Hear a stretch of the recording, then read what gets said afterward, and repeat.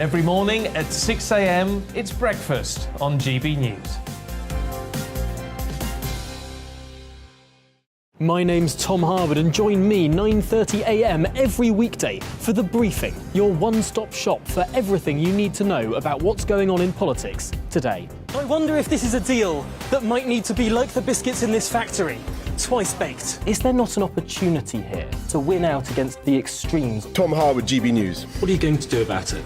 Things should have been done differently, and they certainly are being done differently. Don't miss it. The Briefing with me, Tom Harwood, 9:30 Monday to Friday on GB News. Where would you like to go? Just take me to the studio, please, mate. You know where you're going. I've got a show to do. Friday Night Feast on GB News, 7 p.m. And it's like nothing you've ever seen before. We take a different angle on the week's biggest news stories. The viewers and listeners set me some absolutely mad challenges to do. We tried to rehome a rescue dog. And yes, there's some other wacky stuff in there as well. I feel like I could take on the world. Well, that's that. Friday Night Feast with me, Patrick Christie's, every Friday, 7 till 9 p.m. on GB News. Be there.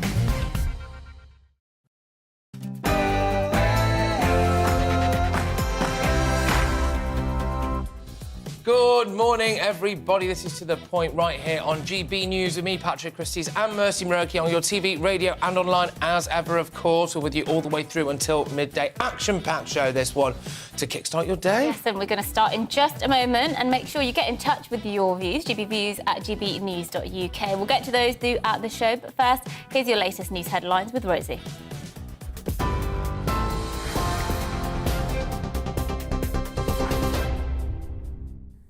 A very good morning to you. It's 10 o'clock. I'm Rosie Wright, keeping you up to date on GB News.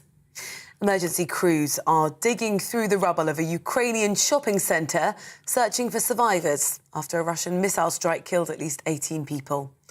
Local authorities report 25 people have been hospitalised, while about 36 individuals are missing after the attack in the city of Kremenchuk. Survivors describe being thrown into the air and seeing walls collapse around them. President Zelensky says it's one of the most daring terrorist acts in the history of Europe. Before air raid sirens, there were about 1,000 people there. Fortunately, as far as it's known, for now, many people managed to escape. They were taken out, but there were still people inside, workers, some visitors. Only absolute psycho terrorists who should have no place on Earth can launch missiles at such an object. And it's not an incidental hit by missiles. It is a precision Russian strike exactly on this shopping centre. The Prime Minister and his fellow G7 leaders have accused the Russian president of war crimes, and they say he'll be held to account for the attack. Boris Johnson's travelling to Madrid this afternoon for the start of the NATO summit as the G7 comes to a close. The government's announced an extra £9.8 million to help Ukrainian scientists continue with their research.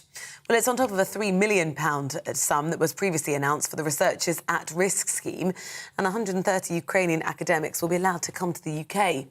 The Technology Minister, Chris Philp, told us Britain's supporting all aspects of Ukraine's economy. The £10 million we're specifically announcing today, which is on top of the £1.3 billion of assistance already provided, is specifically to help to bring Ukrainian researchers over to the UK so they can continue their scientific research while the conflict is ongoing, to make sure that scientific research doesn't get interrupted. In the US now, the bodies of 46 migrants have been found in an abandoned truck in Texas near the Mexican border. 16 others, including 4 children, were found alive. They're currently being treated for heat stroke and exhaustion. Police say 3 people are now in custody. San Antonio's fire chief says there was no water in the truck, despite temperatures nearing 40 degrees. Fortunately, we were able to transport 16 people. 12 of those are adults and 4 pediatric. All of them were conscious at the time upon transportation. The patients that we saw were hot to the touch. They were suffering from heat stroke, heat exhaustion, no signs of water in the vehicle. It was a refrigerated tractor trailer, but there was no visible working AC unit on that rig. Firefighters across the UK could go on strike after receiving an offer of a 2% pay rise. The Fire Brigades Union described the proposals as insulting and said they'll recommend members turn it down. The union says firefighters' wages have been cut by 12% in real terms between 2009 and 2021. Discussions will now be held to decide whether to go ahead with industrial action. Serious sexual and violent offenders could be kept in prison for longer as new changes to the law come into force today. Whole life sentences are now the starting point for premeditated child murder.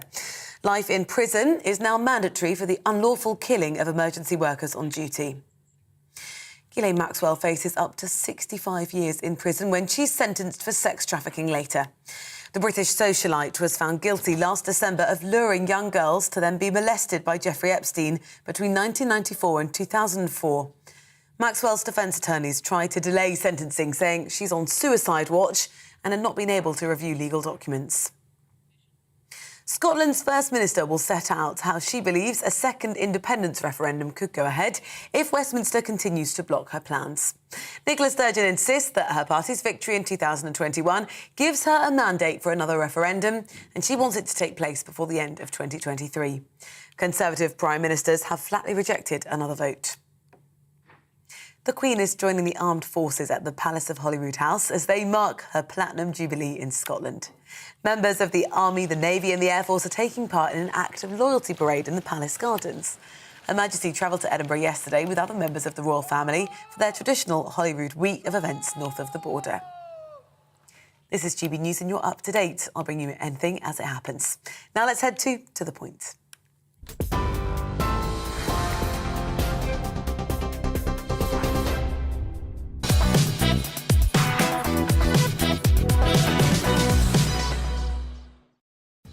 Good morning, it's 10:06 and this is To The Point on GB News with me, Mercy Moroki, and Patrick Christie's. We're on your TV, radio and online, and we've got another show lined up for you this morning, this Tuesday, so here's what's on the menu. OK, right then, people. Well, world leaders condemn a Russian missile attack on a Ukrainian shopping centre in which 18 people were sadly killed. President Zelensky denounced the attack as an act of terror. So, as Western leaders prepare for the NATO summit in Madrid, is Russia at all deterred by this Western alliance? Yes, and the Labour Party has accused the government of being responsible for what they call backlog Britain, saying that delays on everything from passports to major infrastructure projects are bringing Britain to a halt. Well, is the Prime Minister becoming increasingly vulnerable to attacks from Labour? We'll get into that later. And the disgraced British socialite Ghislaine Maxwell is due to be sentenced today after being found guilty in December for sex trafficking girls for the billionaire Jeffrey Epstein. We'll have more on that as we get it. Yes, and we have that coming up and much more as well across the programme. We're here with you until midday and you can get in touch with your views at GBViews at gbnews.uk. We'll get to as many as we can as usual. But first, Patrick gives his views on how far Russia will go in the Ukraine conflict.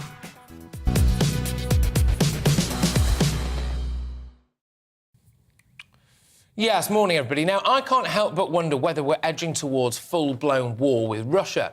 The new head of our army is saying that we have to be prepared to fight and win in the face of Putin's aggression.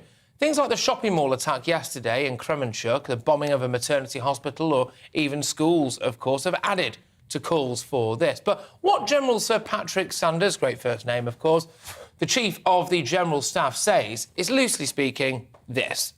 He's never seen such a clear threat to peace and democracy as the brutal aggression of Russian President Vladimir Putin, and he is concerned that if we don't act now, Russian expansionism will be so great that the UK could be drawn into a full-scale conflict. We're also using quite a lot of resources as it is, aren't we, arming the Ukrainians, i.e., act now or face the risk of acting much more later on. But I want to know what you think about this, really, because I've got to be honest, for once, I'm pretty on the fence.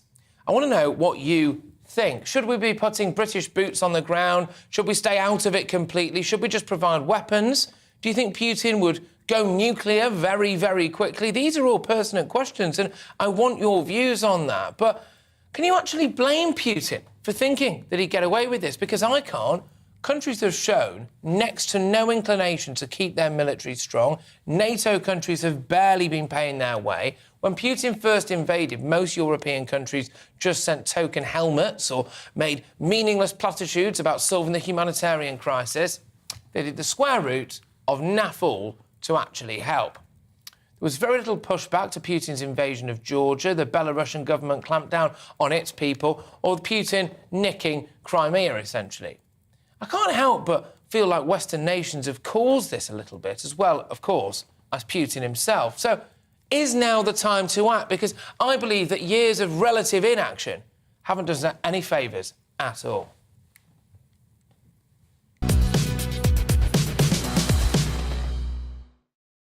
Yeah, we're just following up, of course, aren't we, on what's been going on there in Ukraine. Now, at least 16 civilians clearly have perished, sadly, in... 18 now. 18 now, actually, at least 18 now, sadly, in that tragic bombing of a shopping mall, which...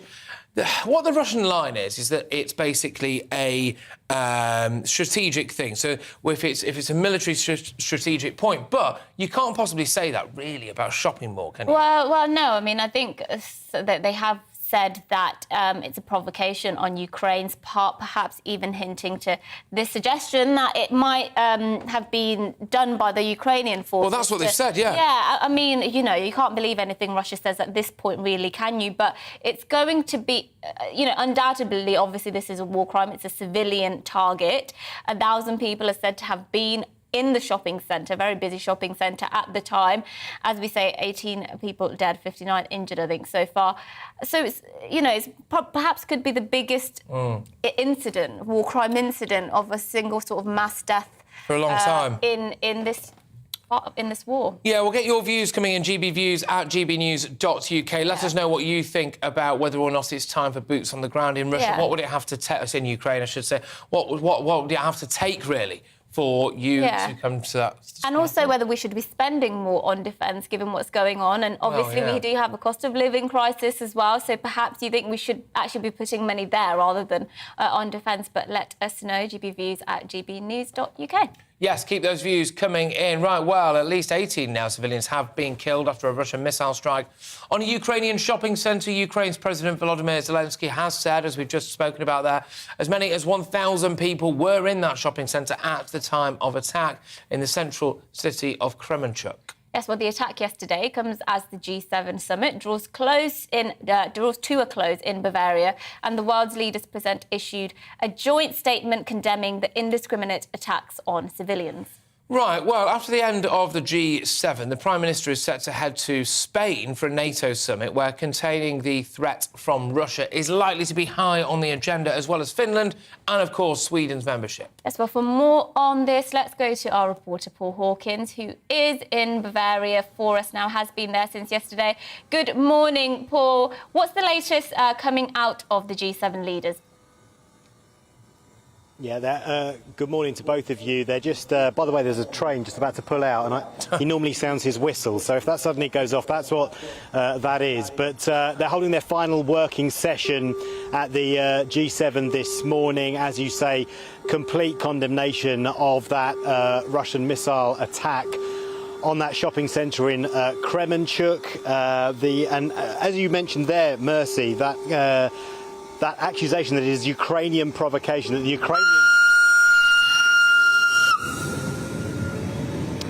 the Ukrainians are somehow responsible for that attack.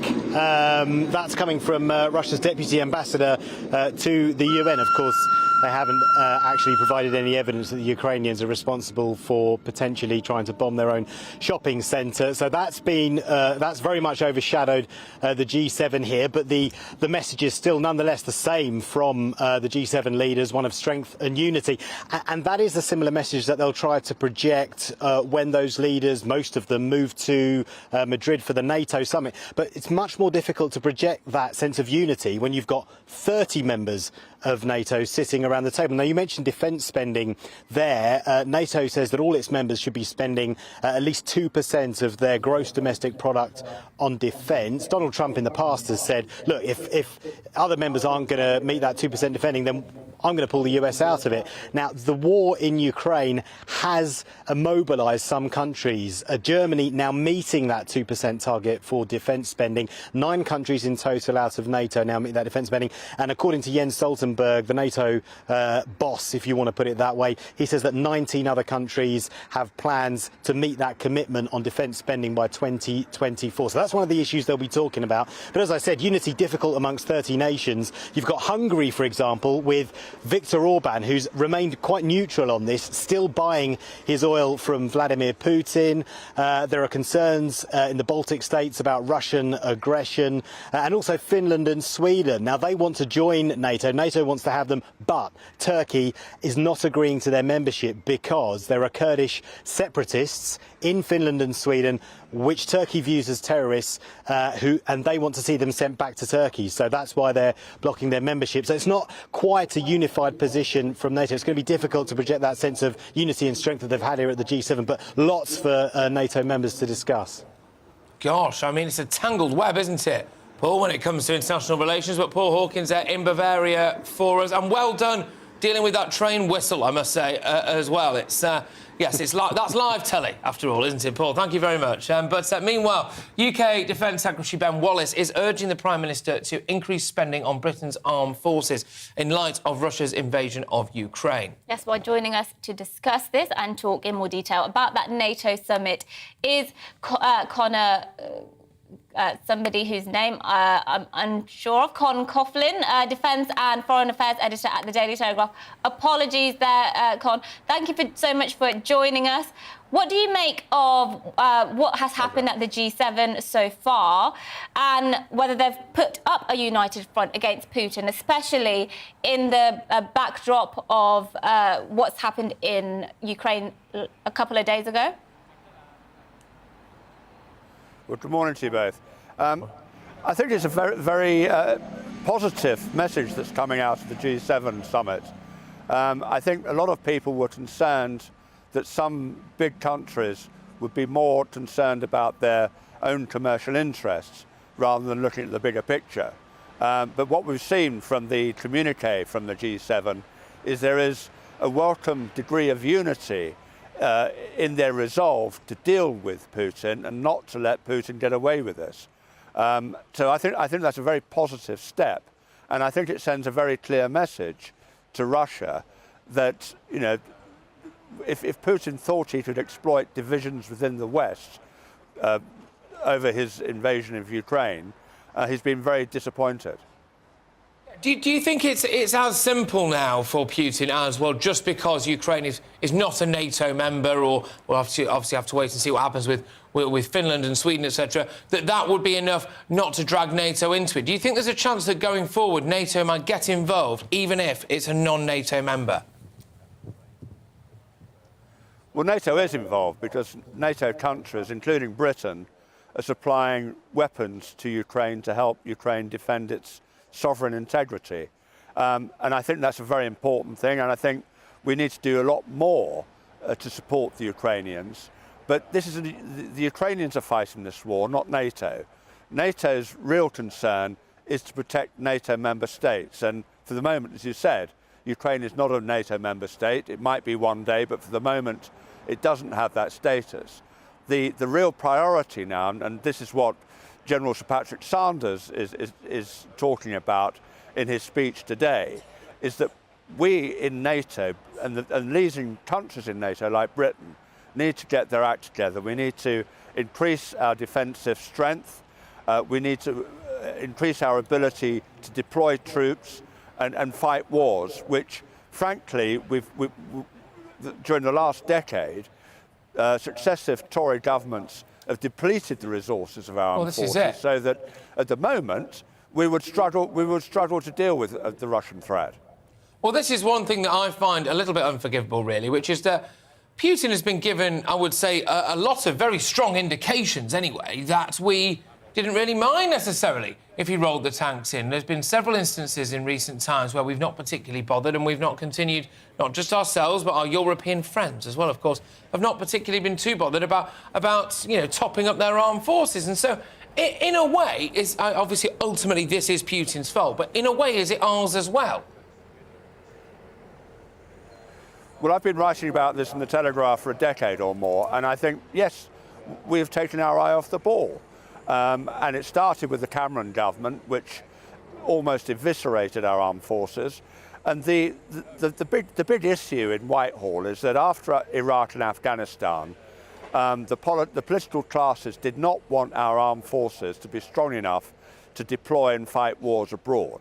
So the army's been cut, and we've relied on special forces and drones and all the rest of it. But as General Sir Patrick Sanders says in his speech today, you can't cross a river with a cyber attack. You know, to get across a river on a battlefield, you need heavy formations, you need artillery protection, you need heavy armour. And we've given up on this, and we've really got to get back in this game very quickly, because the Russians are there and the Russians know all about our weaknesses. Indeed. Well, Con, thank you so much for joining us, Defence and Foreign Affairs Editor at the Daily Telegraph. I think it's been quite concerning what's been coming out of Russia, saying London would be the first target. I don't know if you... Yeah, I have seen that, yeah, but... If there was any provocation on our part, which is extremely concerning, and I think at this point we should not underestimate what Putin is willing to do should he perceive that NATO has certainly provoked him. Yeah, well, indeed, potentially.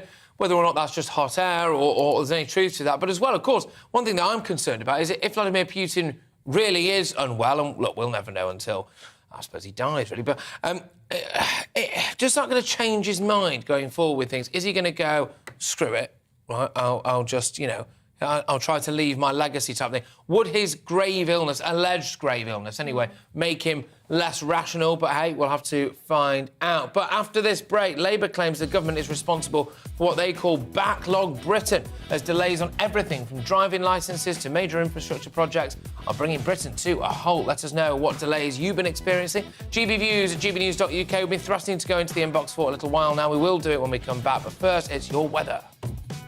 Morning, Alex Deacon here with your latest weather update. Bit of an east-west split with the weather today. In the east, a fine summer's day, really. Sunny spells, temperatures into the low 20s. Further west, a very different story. This is the reason why. Low pressure and weather fronts that have been creeping in through the night. Pretty wet start for Northern Ireland and western parts of Scotland as the rain persists in western Scotland through the day. It could cause some disruption. We have a Met Office yellow warning in place. The rain will slowly edge away from Northern Ireland and at the same time creep its way into western parts of Wales and later today into southwest England. But a good part of England, bar the odd shower across the southeast, looking dry and fine with good spells of sunshine from Yorkshire down through to Kent, and temperatures here 22, 23, maybe 24 Celsius. But further west with that rain, temperatures struggling in the high teens at best. As I said, that rain particularly heavy over southwest Scotland, persisting into the evening. At the same time, it spreads more widely across Wales, southwest England, northwest England, breaking up a little bit as we go through the night, but eventually turning pretty wet over the Midlands also. Still, across eastern England, most places will be dry through the night. It's not quite as chilly as the night just gone, but as the wet weather clears from Northern Ireland, we could see temperatures here with some clearer spells dipping down to single figures. On to Wednesday, and it's a bit of a mishmash. We'll still have this stripe of cloud covering a good part of England with some outbreaks of rain, and we could see some heavy showers breaking out through the afternoon, particularly over northeast England, but also parts of Wales and southwest England. Elsewhere, the showers very much hit and miss. Many places dry and bright. A much brighter day tomorrow for western Scotland. Temperatures again in most places high teens, but again eastern England could get into the low 20s. Low pressure continues to dominate through Thursday. More showers to come here, but signs of high pressure bringing drier weather across the south by Friday.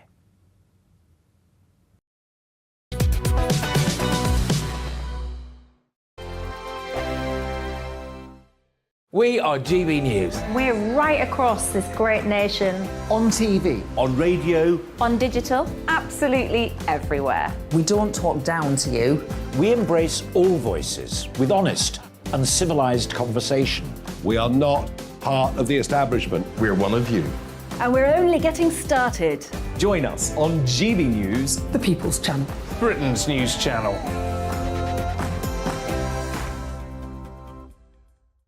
Hi there, it's Stephen and Anne. At breakfast from 6 a.m, you'll always be caught up with everything you need to know. The latest headlines, opinions and debates. We'll bring you the good news and the bad, but most of all, we're here for you. Remember, send in your views and let us know what you would like us to talk about. That's because we're your news channel. And every morning at 6 a.m, it's breakfast on GB News. My name's Tom Harwood and join me 9:30 a.m. every weekday for The Briefing, your one-stop shop for everything you need to know about what's going on in politics today. I wonder if this is a deal that might need to be like the biscuits in this factory, twice baked. Is there not an opportunity here to win out against the extremes? Tom Harwood, GB News. What are you going to do about it? Things should have been done differently, and they certainly are being done differently. Don't miss it. The Briefing with me, Tom Harwood, 9:30 Monday to Friday on GB News. Where would you like to go? Just take me to the studio, please, mate. You know where you're going. I've got a show to do. Friday Night Feast on GB News, 7 p.m. And it's like nothing you've ever seen before. We take a different angle on the week's biggest news stories. The viewers and listeners set me some absolutely mad challenges to do. We tried to rehome a rescue dog. And yes, there's some other wacky stuff in there as well. I feel like I could take on the world. Well, that's that. Friday Night Feast with me, Patrick Christie's, every Friday, 7 till 9 p.m. on GB News. Be there.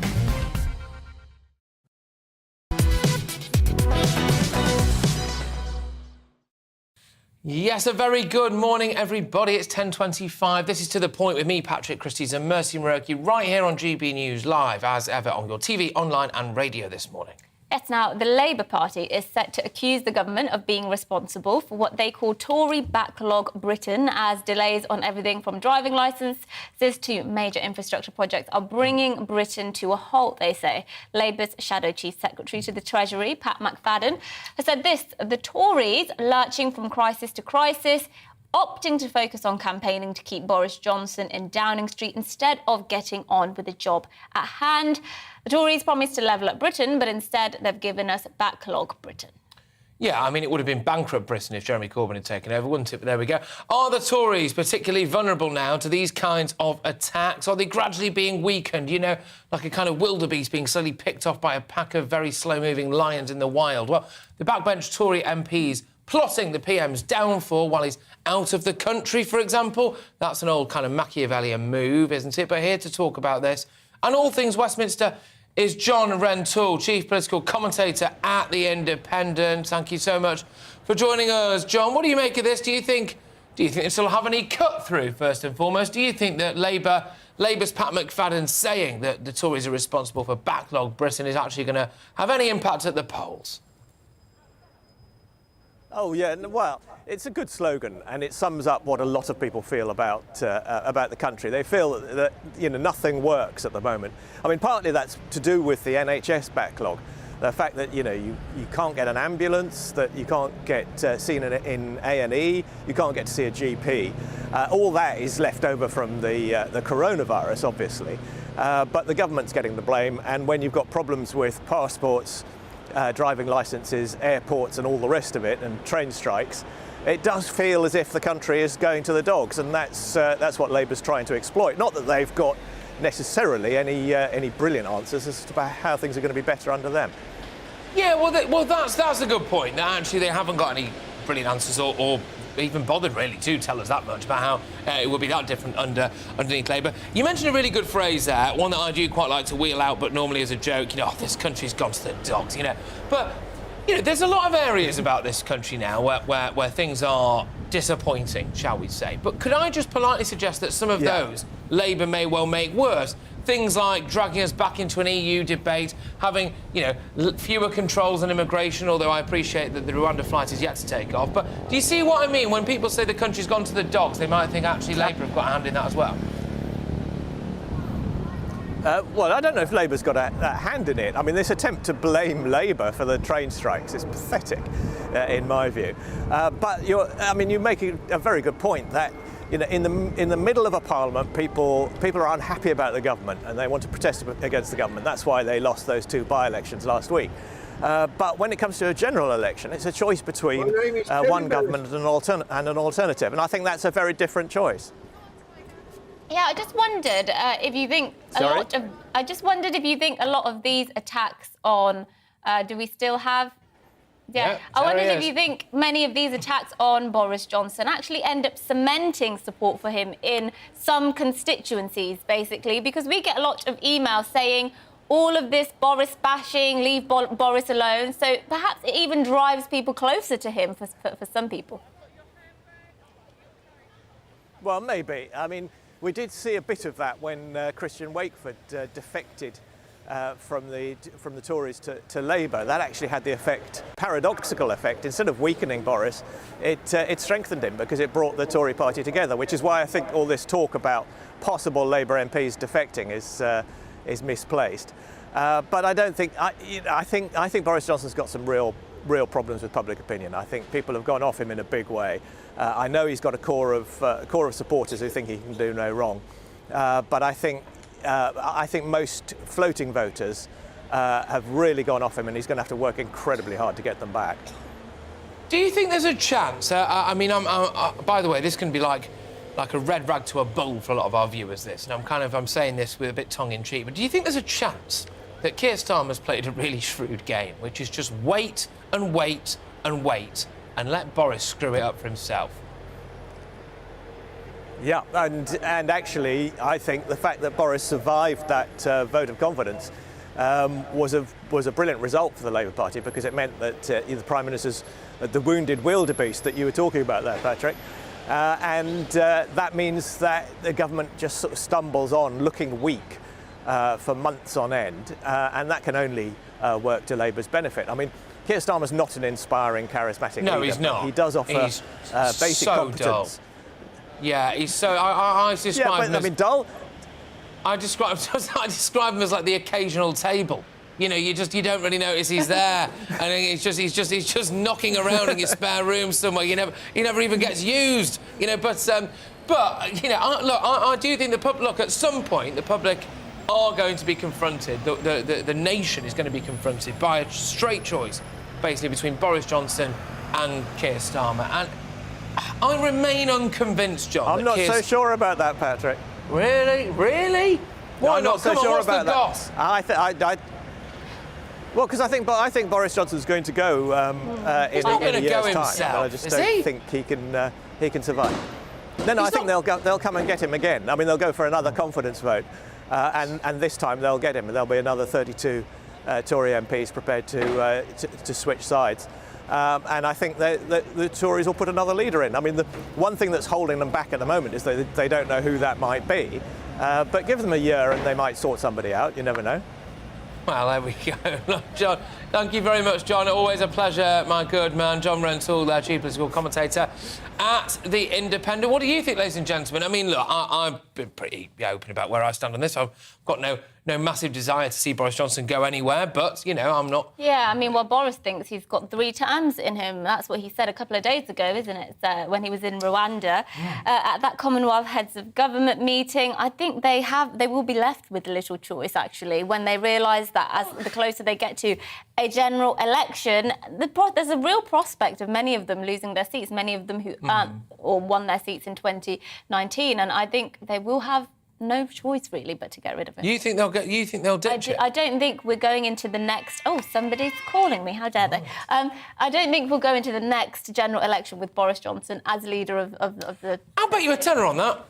Fine, let's do it. Let's do it. Shake? Shake hands on it. Right, there we go. 10 quid for my money says Boris Johnson leads the Tories into the next election and wins it. But there we go. Right, OK. Coming up, ladies and gentlemen, after the break, Ghislaine Maxwell, big story this. Ghislaine Maxwell is due to be sentenced today after being found guilty in December of sex trafficking girls, basically for Jeffrey Epstein, of course. We'll have more details on that. But before that, here's a look at this morning's news.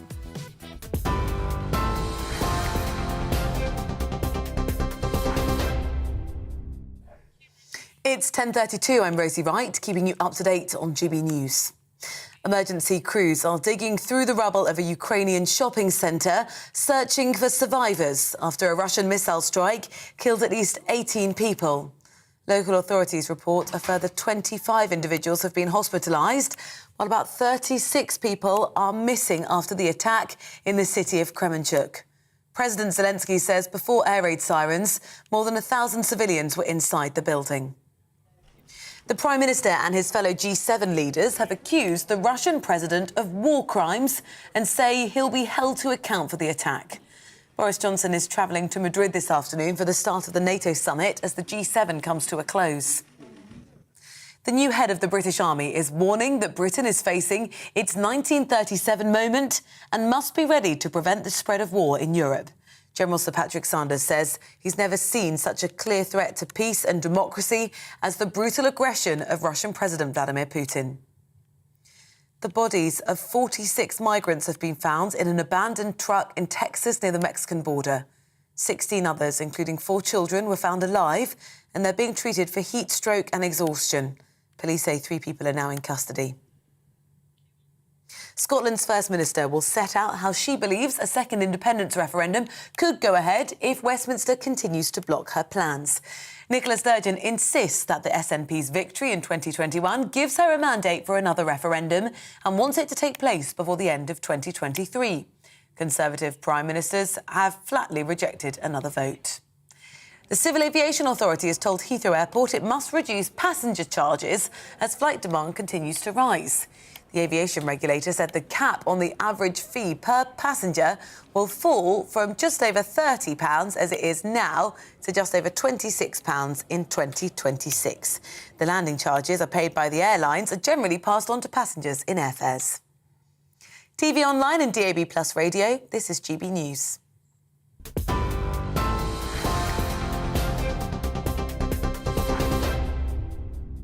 Direct Bullion sponsors the Finance Report on GB News for gold and silver investment.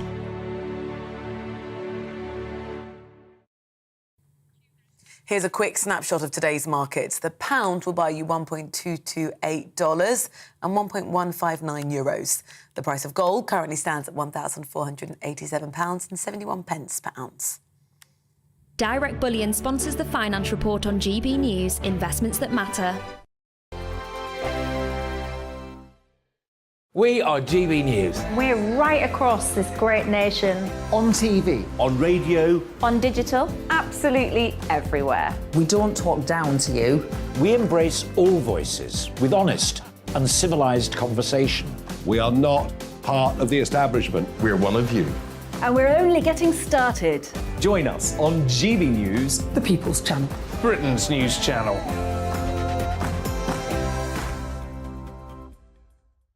Hi there, it's Stephen and Anne. At breakfast from 6 a.m, you'll always be caught up with everything you need to know, the latest headlines, opinions and debates. We'll bring you the good news and the bad, but most of all, we're here for you. Remember, send in your views and let us know what you would like us to talk about. That's because we're your news channel. And every morning at 6 a.m, it's breakfast on GB News. My name's Tom Harwood and join me 9:30 a.m. every weekday for The Briefing, your one-stop shop for everything you need to know about what's going on in politics today. I wonder if this is a deal that might need to be like the biscuits in this factory, twice baked. Is there not an opportunity here to win out against the extremes? Tom Harwood, GB News. What are you going to do about it? Things should have been done differently, and they certainly are being done differently. Don't miss it. The Briefing with me, Tom Harwood, 9:30 Monday to Friday on GB News. Where would you like to go? Just take me to the studio, please, mate. You know where you're going. I've got a show to do. Friday Night Feast on GB News, 7 p.m. And it's like nothing you've ever seen before. We take a different angle on the week's biggest news stories. The viewers and listeners set me some absolutely mad challenges to do. We tried to rehome a rescue dog. And yes, there's some other wacky stuff in there as well. I feel like I could take on the world. Well, that's that. Friday Night Feast with me, Patrick Christie's, every Friday, 7 till 9 p.m. on GB News. Be there.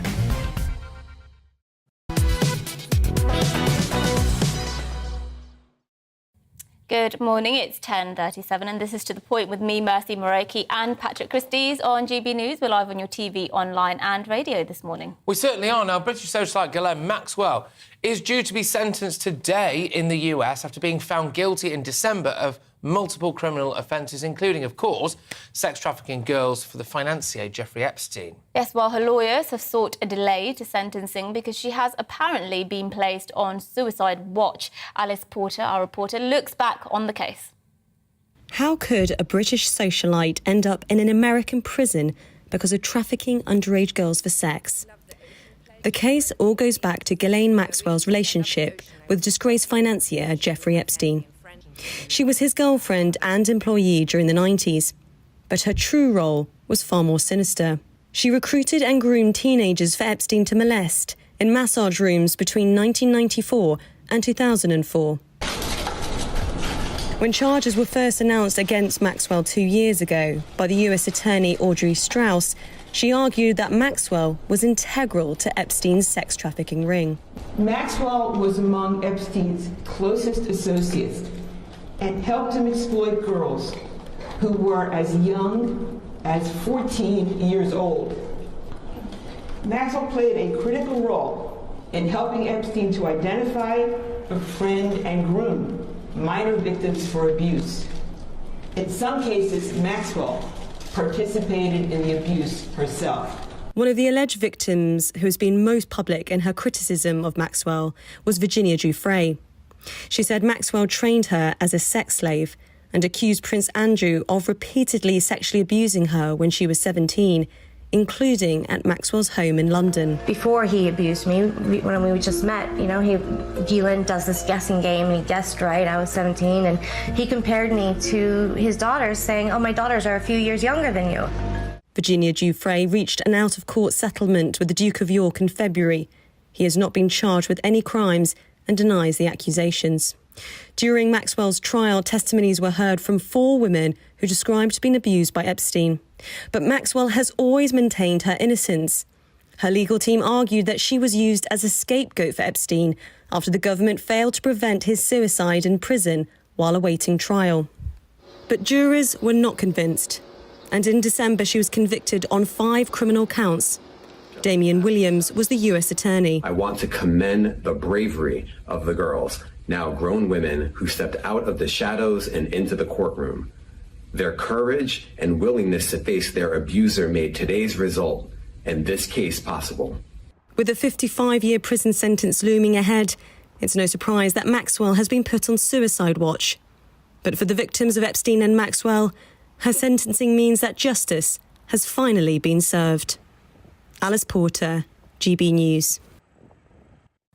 Yeah, the latest instalment of what has been a very bizarre, confusing and shocking case, hasn't it, really? Well, joining us now to discuss this further is Nigel Cawthorne, author of Ghislaine Maxwell, The Fall of World's Most Notorious Socialite. Nigel, thank you for joining us again. Great to have you back, actually. It's been a little while since I've had you on, anyway. Right, so what's the latest? So she's on suicide watch. Do you buy this, do you think? Well, that's what the authorities are saying. Her attorneys say that she's not a suicide risk, but are also asking for a postponement of the sentencing because she is denied legal papers and time to consult with him to prepare for her hearing. And she is looking at, I think, something 50 to 60 years. I'm trying to remember exactly what it is. I mean, is there a real likelihood that she could very well die in prison? Well, yes, the sentencing guidelines are between 30 and 5 years, though the Federal Probation Service has recommended 20 years, which would probably mean that she would be able to come out. The other part of the sentencing, though, is a fine. It's mentioned so far that they're looking at $750,000. Well, Ghislaine got over $30 million from Epstein. She shouldn't be allowed to profit from her crime. Yeah, that's really interesting, really, isn't it? That she could. There's even just a discussion about her paying this off, I suppose. One thing that Mercy and I were talking about it earlier on, and one thing that I find staggering, really, is why did she really do this? Do you think that Ghislaine Maxwell did it because she's got massive daddy issues?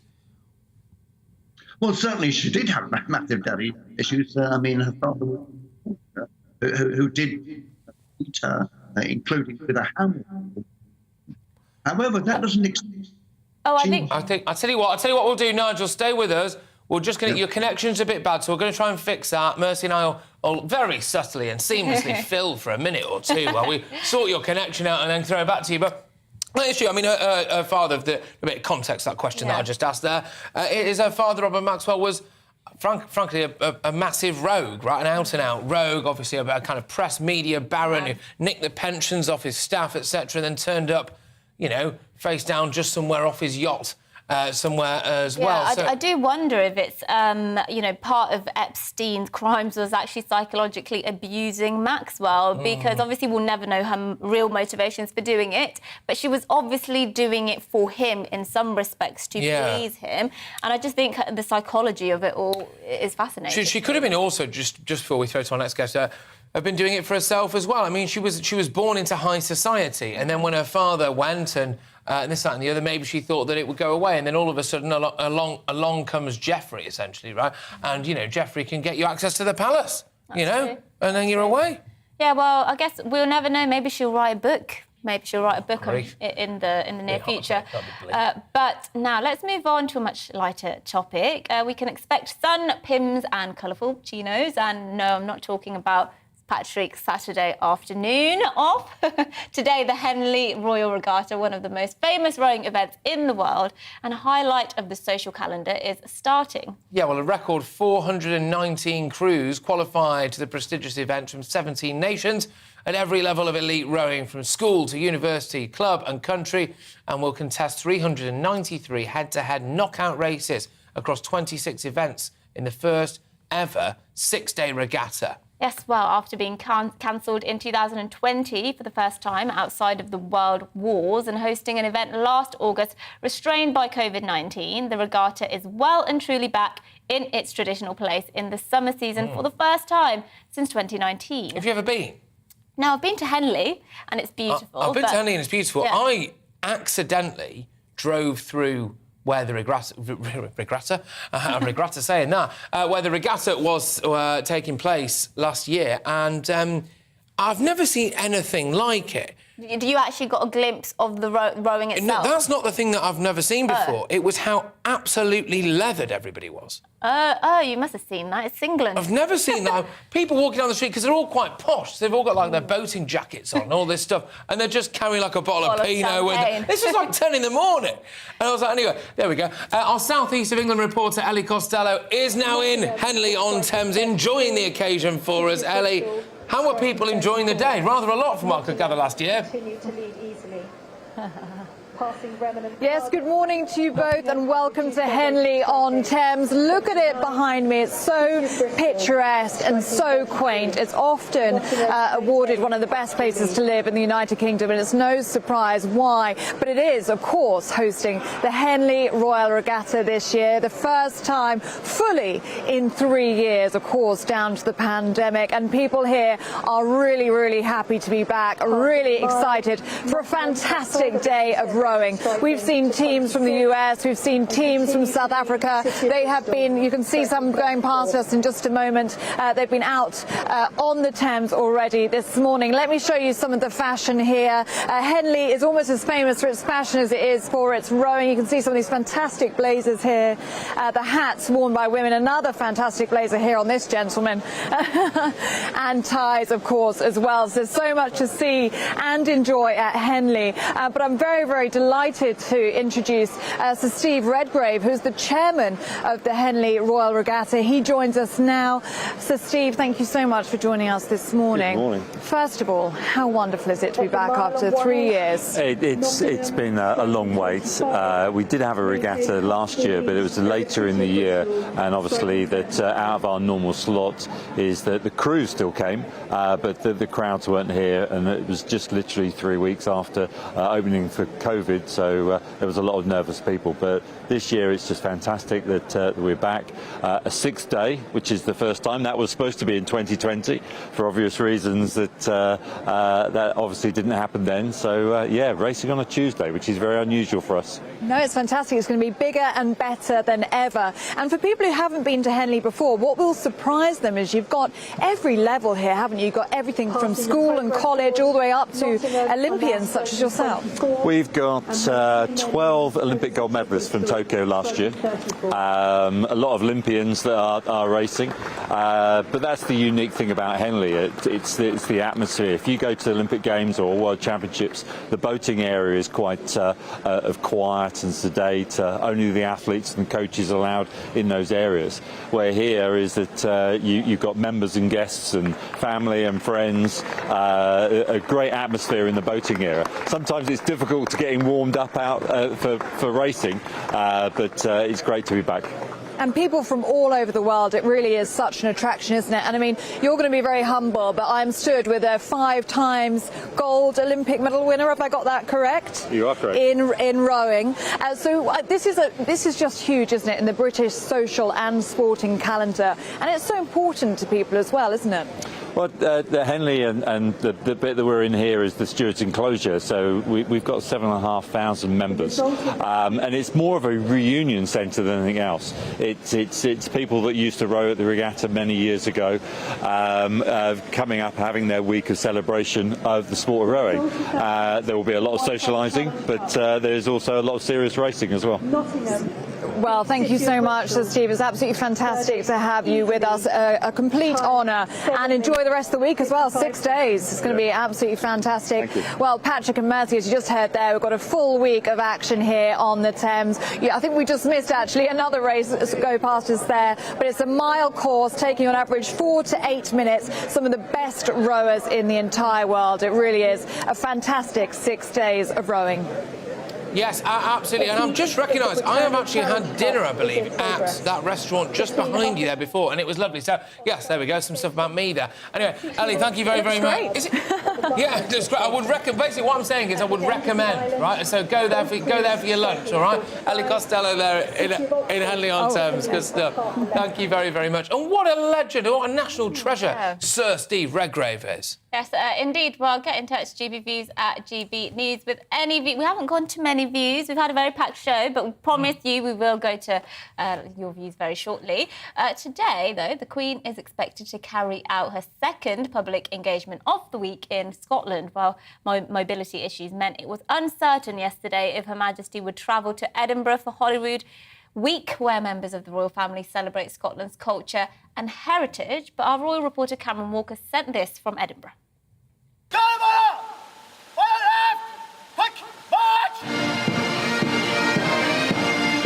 Your ancient and hereditary kingdom of Scotland, ma'am. The Queen's been welcomed to the city of Edinburgh in a tradition known as Ceremony of the Keys, where the monarch is symbolically handed the keys to the Scottish capital at the Palace of Holyrood House. Bruce Walker's son serves in the armed forces and was invited to yesterday's ceremony. The heavens opened to welcome the Queen. They brushed away her iniquity and mine, and she had a big smile. She was holding her stick in hand, and she was firm in body and in purpose. It was wonderful. Despite mobility issues, the Queen seemed in good spirits when she arrived for the traditional Ceremony of the Keys here at Holyrood House in Edinburgh, the first of several engagements planned by members of the royal family for Royal Week. Today, the Queen's expected to attend a ceremony represented by all 3 armed services, a chance to mark her Platinum Jubilee in Scotland. The Queen's daughter, Princess Anne, will also carry out an investiture.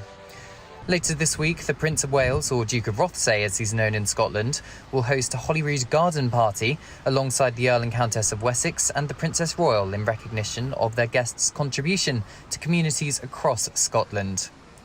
But what do people of Scotland think of the monarchy today? I think the Queen does a good job. I'm sure many of them work hard, but I'm not one for privilege. It's really interesting kind of thing that she's obviously been on the throne for this amount of time. They've been good for Scotland. You know, I can't say the same for the government. You know, the English government haven't been great for Scotland, but certainly the Queen, when she's come here, she's shown a lot of respect and she's got a lot of love for people here, so yeah, I'll support her in general. The royal family are expected to carry out a number of other engagements during Royal Week before Her Majesty's annual summer break at Balmoral in Aberdeenshire. Cameron Walker, GB News, Edinburgh. Well, it's lovely seeing her out and about, isn't it? There was a period a few weeks ago where, you know, the news coming out, every time I saw news about the Queen, I'd feel a bit uneasy. But she seems to be doing great. She was on her horse a few days ago. Did you see those pictures? Yeah. So it's pictures of her on her horse. She's out and about. It's great. Wow, well, fair play to the Queen. There we go. Right, now let's take you through some of the headlines of the day that you may well have missed. So, fat shaming isn't the greatest thing that you can do, of course, and being on the receiving end isn't fun either. Yes, well, a paramedic... It isn't fun either. No comment. Well, a paramedic who labelled his colleague as a fat porker has been suspended for bullying. Didn't realise you were the paramedic. But claimed his comments were meant to be helpful. It's for the good of society, you know? No, it's not. Paul Winfield humiliated his fellow ambulance worker about her weight. There's double whammy there, isn't it? Never say it to a woman. Anyway. About her weight by giving her a large pair of men's trousers. This guy sounds awful. Giving her a large pair of men's trousers. The Health and Care Professions Tribunal Service last week found he was, quote, bullying the woman, and he has now been suspended from the professional register for a year. Talk about character building, eh? You know? Terrible stuff, that. He sounds shocking. Yeah, I know, but the punishment's a bit severe. Banned for a year from your job. I mean, it's a bit extreme, in my opinion, when it's not to do with... It's not medical negligence, is it? No, that's I don't condone, obviously, bullying people about their weight, but, you know, it just feels a bit severe. OK, all right. Well, now, have you ever wanted to go on a cruise, but in the air instead? Well, this could be the future, people. Yes, well, a giant nuclear-powered flying hotel which could carry up to 5,000 passengers and designed to run 24/7 and to never land is being produced. And we are showing images of it for our TV, for our radio viewers. Go online and look at it because that's scary to me. Completely terrifying. Yeah, but you're afraid of flying, yeah, so that's why. But that is absolutely insane. I mean, to be honest with you, how do I describe this now? It looks like something out of Star Wars, right? It does. Massive... Yeah, it looks like something that shouldn't be in the air. Would you get on the first flight there? That's the big... No. Well, while many are not on board with the idea, pointing out a number of issues such as takeoff, which is kind of a big deal, weight, and having a massive nuclear reactor in the sky, and how that could destroy a city if it malfunctioned. Again, also a huge deal. I'm going off it a bit now. Yeah. Sounds like a liability, that one. But there we go, we'll have to see. Right, a little reminder quickly that every Wednesday, which is, of course, tomorrow, we hand the show over to you. It's your show, full of your ideas. Tell us what you want to talk about and make sure that you get in touch as well, to the point, at gbnews.uk. Give us all those ideas. Give us some guest suggestions as well. We are the People's Channel, so it really is all about you. Yes, well, that's it for this hour. We're back for another hour in just a few moments.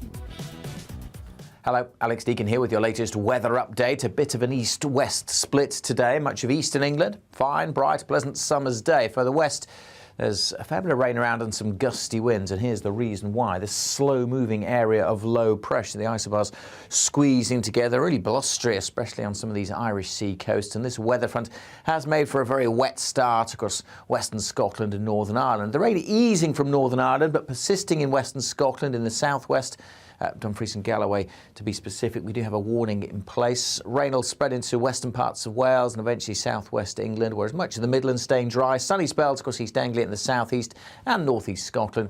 And in the east, top temperatures 23, maybe 24 Celsius. It's much cooler further west. Some heavy showers breaking out once that rain has cleared from Northern Ireland, and they'll move into parts of western Scotland for a time through the evening. The rain should ease across the southwest of Scotland, and then it kind of lingers overnight across the Midlands and northeast England.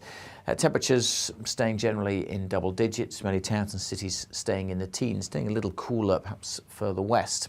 On to the details for Wednesday. A bit of a messy one. We'll have this line of cloud across parts of eastern England, but East Anglia may well stay dry and bright. And then we're looking at showers breaking out and coming quite heavy, actually, by the afternoon, particularly over northern England and eastern parts of Scotland. Scattered showers too for Wales and southwest England, but they will be scattered, and many places won't see too many showers. Stay dry and bright with a bit of sunshine, and temperatures again creeping into the low 20s, so feeling perhaps a little warmer. Certainly a brighter day tomorrow across southwest Scotland.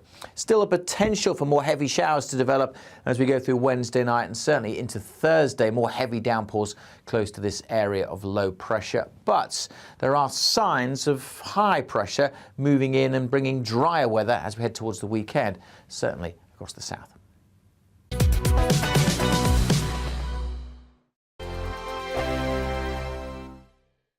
We are GB News. We're right across this great nation.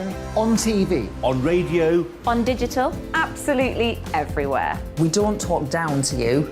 We embrace all voices with honest and civilised conversation.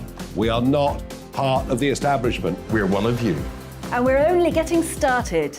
Join us on GB News, the People's Channel, Britain's news channel.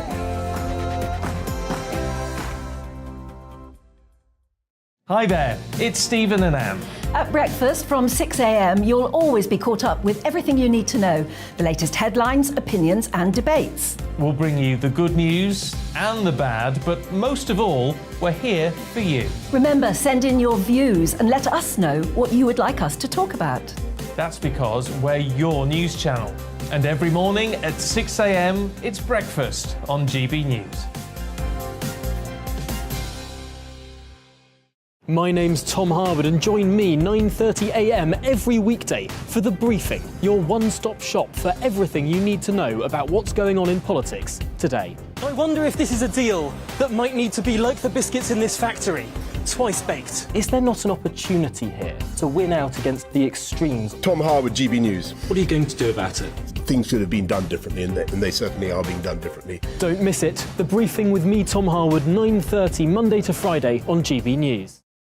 Where would you like to go? Just take me to the studio, please, mate. You know where you're going. I've got a show to do. Friday Night Feast on GB News, 7 p.m. And it's like nothing you've ever seen before. We take a different angle on the week's biggest news stories. The viewers and listeners set me some absolutely mad challenges to do. We tried to rehome a rescue dog. And yes, there's some other wacky stuff in there as well. I feel like I could take on the world. Well, that's that. Friday Night Feast with me, Patrick Christie's, every Friday, 7 till 9 p.m. on GB News. Be there.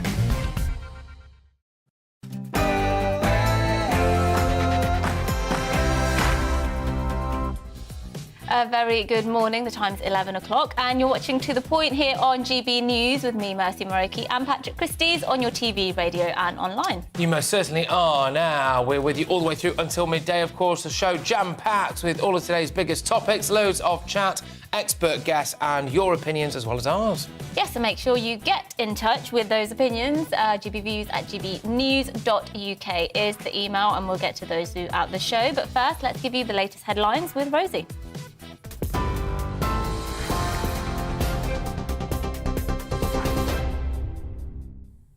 A very good morning. It is 11 o'clock. I'm Rosie Wright, keeping you up to date on GB News. Emergency crews are digging through the rubble of a Ukrainian shopping centre, searching for survivors after a Russian missile strike killed at least 18 people. Local authorities report that 25 people are hospitalised, while about 36 people are missing after the attack in the city of Kremenchuk. Survivors describe being thrown into the air and seeing walls collapse around them.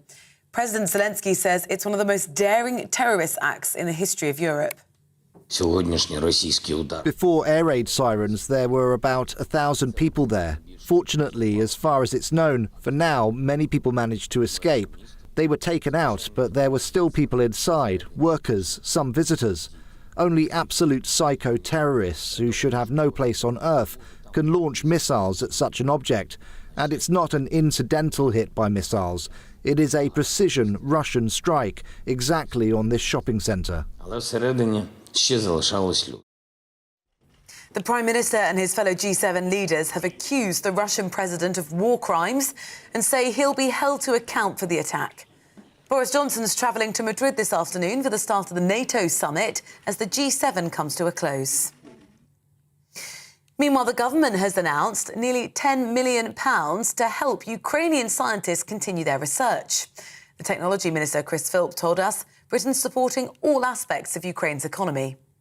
The £10 million we're specifically announcing today, which is on top of the £1.3 billion of assistance already provided, is specifically to help to bring Ukrainian researchers over to the UK so they can continue their scientific research while the conflict is ongoing, to make sure that scientific research doesn't get interrupted.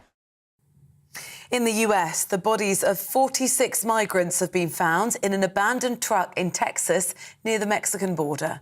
16 other individuals, including 4 children, were found alive. They're being treated for heat stroke and exhaustion. Police say 3 people are now in custody.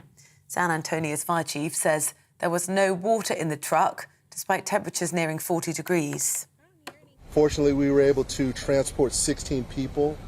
12 of those are adults and 4 pediatric. All of them were conscious at the time upon transportation. The patients that we saw were hot to the touch. They were suffering from heat stroke, heat exhaustion, no signs of water in the vehicle. It was a refrigerated tractor trailer, but there was no visible working AC unit on that rig. Firefighters across the UK could go on strike after receiving an offer of a 2% pay rise. The Fire Brigades Union described the proposal as insulting and said they'll recommend members turn it down. The union says firefighters' wages have been cut by 12% in real terms between 2009 and 2021. Discussions will now be held to decide whether to go ahead with industrial action. Local authorities have warned they'll have to make emergency funding cuts because of rising costs. Inflation, increased energy prices and projected rises in the national living wage mean many councils will now struggle to balance the books. They're asking the government to provide adequate long-term funding. Scotland's First Minister will set out how she believes a second independence referendum could go ahead if Westminster continues to block her plans. Nicola Sturgeon insists her party's victory in 2021 gives her a mandate for another referendum. She wants it to take place before the end of 2023. Conservative Prime Ministers have flatly rejected another vote. Serious sexual and violent offenders could be kept in prison for longer as new changes to the law come into force today. Whole life sentences are now the starting point for premeditated child murder, and life in prison is now mandatory for the unlawful killing of emergency workers on duty. Ghislaine Maxwell faces up to 65 years in prison when she's sentenced for sex trafficking later today. The British socialite was found guilty last December of luring young girls to be molested by Jeffrey Epstein between 1994 and 2004. Maxwell's defence attorneys try to delay sentencing, saying she's on suicide watch and had not been able to review legal documents. 3 British tennis players have beaten their opponents in the first round of Wimbledon. Former world number 1 Andy Murray rose from a set down to beat unseeded Australian James Duckworth. Emma Raducanu triumphed on her centre court debut against Belgium's Alison van Jenvaak. And British number 1 Cameron Norrie beat Spain's Pablo Anjar in straight sets. This is GB News and we'll be keeping you up to date and bringing you the news as it happens. Now let's head back to the point.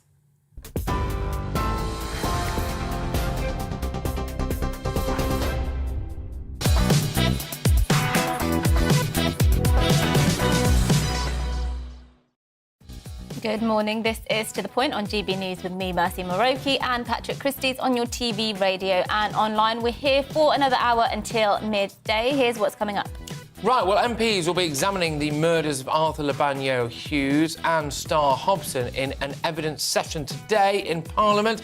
Did Child Protection Services fail these poor children? GB News' Inaya Falarin Iman will be examining that for us shortly. Yes, and world leaders condemn a Russian missile strike on a Ukrainian shopping centre in which 18 people were killed. President Zelensky denounced the attack as an act of terror. So as Western leaders prepare for the NATO summit in Madrid, is Russia at all deterred by the Western alliance? Well, our Home and Security editor, Mark White, will be here with the latest. Yeah, just on those pictures there of all those world leaders, it looked a bit like Boris Johnson was the kind of guy who smashed the stag do at a group of lads, didn't it, really? Front and centre. But anyway, there you go, talking to someone who knows how to smash the stag do. You might have attended Glastonbury this weekend, did you? But is it all becoming too political for you? After the US Supreme Court overruled Roe versus Wade, musicians use their performances to condemn it. We'll be diving into all the details and asking as well if politics overshadow the music itself. That should be interesting. We have that coming up and much more as well across the next hour. And you can get in touch with your views. GBVs at gbnews.uk. We'll be going to them very shortly. Yes, but first, Mercy gives her views on the Grooming Gang ringleader who has somehow managed to avoid deportation.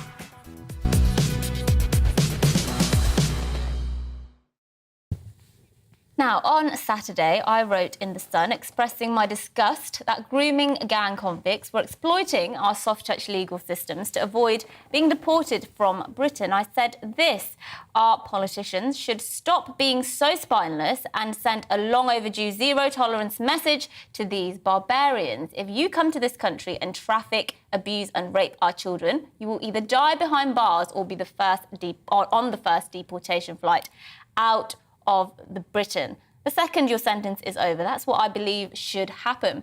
This is after it was revealed that one prolific Rochdale paedophile who impregnated a 13-year-old girl was arguing it would be against his human rights to be deported. Well, in a hearing last week, Adil Khan claimed that, get this, deporting him back to Pakistan would interfere with his right to a family life. My son needs a role model to teach him right from wrong, he said.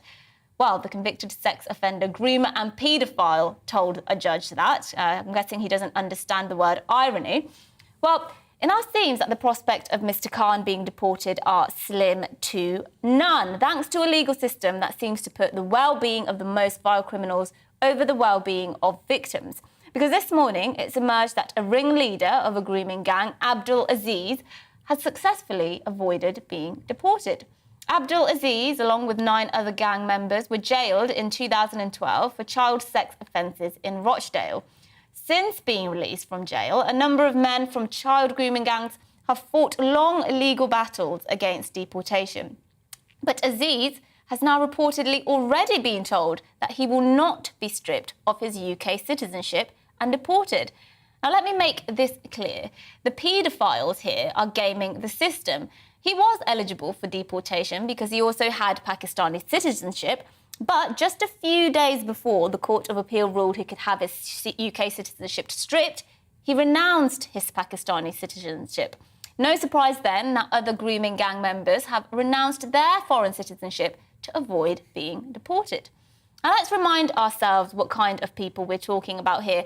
Abdul Aziz was jailed for 9 years in 2012 for sex offences, including sexually exploiting a 15-year-old girl. He took his victims to flats in Rochdale where she was plied with vodka and drugs and coerced into sex with gangs of men in return to payments to Aziz Khan.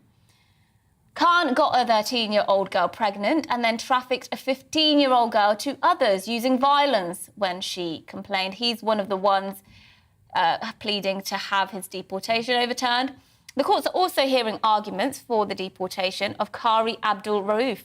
He trafficked young girls for sex. He ferried one girl around in his taxi to have sex with other men. Now, it absolutely beggars belief that not only are these men out of prison at this moment as we speak and free to live their lives, but that they're also avoiding deportation by gaming our so-called justice system. I said it on the weekend and I'll say it again. Any foreign individual who comes to this country and traffics and sexually abuses children should either spend the rest of their lives locked away or be deported the second they're out of jail. What a shame that so-called human rights seem to get it so wrong.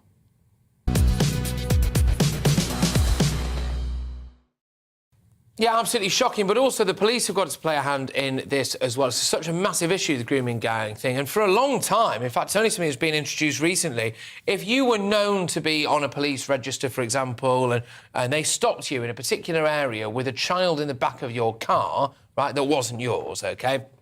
The second that you managed to get into basically a different county or a different police force's territory, they had no joined-up thinking. So people were able to traffic girls, like the ones that we've seen there in Rotherham, Rochdale, etc., to other parts of the country as well. Yeah, I mean, it's shocking. We were speaking about this and saying there's failures on so many different fronts. I mean, the parents... In one case, actually, that came out a few days ago, one of the parents had gone to the police to say, look, my 15-year-old keeps going missing. I keep seeing her with older Asian men. And the police basically said, oh, it's just one of these things that teenage girls do. They think it's cool to have an older Asian boyfriend. She'll grow out of it. So there were failures on so many fronts, even when concerned parents were raising issues with the police. But I think this thing about not being able to deport them, I can't understand how this is possible. I'm a foreign national. I'm originally a foreign national. I was a naturalised British citizen now. But if I was to commit a crime on this level, which obviously I wouldn't, then of course I should be deported. Just, I think it should apply to me as well, but I would never do such a thing because it's depraved and because that kind of thing has no place in civil society. But if I was to and I was deported, I would bloody well deserve it, I think. And I think these human rights lawyers who are profiting off the back of keeping these sick perverts in our country, I think they should hang their heads in shame. And I just really think we need to look again at this kind of justice system we have that allows this to happen. And my rant's over. Thank you for coming to my TED Talk. All right, there you go. OK, good stuff. Well, get in touch on that, of course. I imagine the views have already been flooding in. It's always a very emotive issue, and rightly so, and one that GB News viewers care deeply about. GBviews at gbnews.uk on the fact that, yes, here we go again, someone who's basically been a prominent member of a grooming gang and done despicable things to children for many, many years, can't be deported. Well, there we go. Anyway, right now, if you were watching yesterday's show, then you will know we were talking about a new legislation called Tony's Law, which we will see child abusers facing life in jail. Yes, well, the murders of Arthur Lavinia Hughes and Star Hobson are being examined by members of Parliament today. Arthur was murdered in June 2020 by his stepmother, Emma Tustin, at their home in Solihull. Yeah, Star was, of course, a one-year-old child who was murdered by her mother's girlfriend, Savannah Brockhill, back in September 2020, and that was in West Yorkshire. Now, this evidence session is expected to show that Child Protection Services failed to take warning signs seriously when investigating the welfare of both of these poor children. Yes, well, our Culture and Social Affairs editor, Inaya Falarin Iman, joins us now to discuss this further. Inaya, tell us more, because these cases, when they were revealed, they'd shocked so many people, but actually what they're going to hear today is that it's actually quite common for failings like this to happen. Yeah, so following the tragic murder of Arthur Lavinia Hughes, who was 6 years old in Solihull, and also Star Hobson, who was 16-month-old in Bradford, an independent review into children's services in England was launched, and it was published in May 2022 of this year. And there were several quite interesting recommendations. It essentially focused on the fact that there seemed to be several missed opportunities and the fact that children's services failed to spot the signs. So there were quite similar situations in the case that in both instances, several of the extended family had intervened and reported on several different occasions. So, for example, in the case of Star, the great-grandmother had actually reported it. And interestingly, the mother had accused the great-grandmother of a malicious complaint, saying that it was potentially homophobic because it was involving a same-sex relationship. And on top of that, in the case of Arthur Lavinia Hughes, the school had made a complaint on 3 occasions, referring him to mental health services and the extended family. And the committee hearing, as well as the report, is essentially investigating why these failings were essentially happened. So one of the recommendations that was essential to the review is this sense that there is a fragmentation within the system. So what you were both previously mentioning, in the sense that there's not enough communication across multiple agencies. So whether that's the social services, the police, the school, there is not a connection being made when many of these instances are being reported. And when we just said about in relation to grooming gangs, it is interesting, that was actually mentioned in the committee hearing. Someone had asked the chair, Annie Hobson, which was, why is it that, for example, in the case of grooming gangs, it does seem that, for example, political correctness could be in the way of when actually agencies are meant to be taking these issues seriously. So in this similar instances, in the case of Star as well. So there are many serious questions, but this is not the first time that we've had things like this. In the case of Baby P, there was discussions about manipulative parents, for example, agencies not challenging parents enough. So it does seem that even though when these horrendous cases are happening, many of the responses are talking about missed opportunities, but is it really going to cause a fundamental change? Yeah, well, I suppose this is the thing, isn't it? Because is there going to be that change towards getting the full life tariff, as it were, as the starting point from premeditated murder? I mean, I suppose that would be a step in the right direction. Well, as you mentioned, that Tony's Law, for example, was announced. So in the case of child neglect, many people were getting 7 years, and there was significant campaigns by members of the public. In the case of Tony, it was his adoptive parents to make sure that these people have a life sentence. But in terms of that's when the crime has already been committed, what can people do before to prevent these crimes from happening in the first place? And I think that's really what this review is about, making sure that these agencies across the board actually have the resources, expertise, knowledge and precision to be able to spot some of the manipulative and complex decisions and statements that are being made by these parents that can often confuse and dissuade agency workers. So essentially, the argument was being put forward that there needs to be much more resources, much more expertise. For example, in the review, it says £2 billion over the next 5 years is needed to actually support 30,000 kids across this sector. So many of these cases did cause a real shock by members of the public. This kind of links into an issue we're going to touch on later and we touched on last week, which is abortion, I suppose. Because one argument, this is, of course, in relation to Roe v. Wade in America, which the Supreme Court there has overturned. One of the arguments that is convincing that people who are, pro-abortion make is that, well, you just end up with so many children in the care system, for example. If you're making mothers have children that they can't look after, you end up having so many in the care system. What are the reasons that you can see why the care system seems so bloated, both in this country and in America as well? Where's the parental responsibility here? What's going on that there are so many children going into care nowadays? Well, what's quite interesting, one of the recommendations is in the report is that actually to make care leave as a protected characteristic. So, for example, many of those children that end up in care, they say that they face stigma and discrimination on in later life and often are just simply not prepared to be able to deal with the challenges of life as an independent person. So if kids end up in care, making sure that that is properly resourced and they're properly supported to be able to live an independent life. But I think it's something that is a multi-agency approach, just as what the report says. We have to look at early years education, making sure that schools are equipped and trained to spot the signs, and safeguarding is also prioritised, but also social services, building those relationships with parents, supporting them to make sure that they have the skills and necessary tools to be able to support their vulnerable children. But sometimes being able to make those really challenging and complex decisions that actually some parents, for whatever reason, may not be fit to look after those children, and that it might be a harm for them to stay there, and to be able to have that properly resourced care system to make sure those children are protected. Exactly. Look, and thank you very, very much. Obviously, incredibly tough topic to talk about, but it's an important one nonetheless, so thank you very much for bringing us all up to date on that. And I, for Lauren Iman, there discussing, well, loads of stuff, really, in the case of childcare, etc. Obviously, you yourself have a child, don't you? I mean, that's why it's very, very close to your heart, isn't it, this kind of stuff? Yeah, I just think, anybody who has children, obviously, we've been taught, whether it's child groomers or whether it's, people who've murdered kids, parents who murder kids. I think it is the worst crime you could probably commit, especially with the abuse. If it's premeditated, and this is the thing, if it's and things like torture, let's be honest, just fundamentally wanting to hurt a child is. Yeah, and the months of torture that these kids endured is just shocking, and they should be locked away for life. Yes, absolutely. Right, well, look. Yes. After the break, we will be talking more on the G7 and the NATO summit and looking at what the latest developments actually mean. But now it's your weather. Hello, Alex Deakin here with your latest weather update. A bit of an east-west split today. Much of eastern England, fine, bright, pleasant summer's day. Further west, there's a fair bit of rain around and some gusty winds, and here's the reason why. This slow-moving area of low pressure, the isobars squeezing together, really blustery, especially on some of these Irish sea coasts, and this weather front has made for a very wet start across western Scotland and Northern Ireland. The rain easing from Northern Ireland, but persisting in western Scotland in the southwest. Dumfries and Galloway, to be specific. We do have a warning in place. Rain will spread into western parts of Wales and eventually southwest England, whereas much of the Midlands staying dry. Sunny spells across East Anglia in the southeast and northeast Scotland.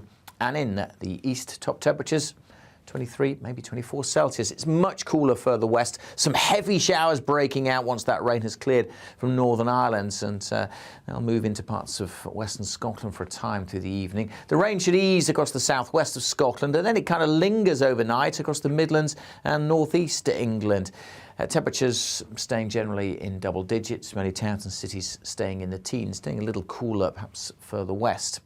On to the details for Wednesday. A bit of a messy one. We'll have this line of cloud across parts of eastern England, but East Anglia may well stay dry and bright. And then we're looking at showers breaking out and coming quite heavy, actually, by the afternoon, particularly over northern England and eastern parts of Scotland. Scattered showers too for Wales and southwest England, but they will be scattered and many places won't see too many showers, stay dry and bright with a bit of sunshine. And temperatures again creeping into the low 20s, so feeling perhaps a little warmer. Certainly a brighter day tomorrow across southwest Scotland.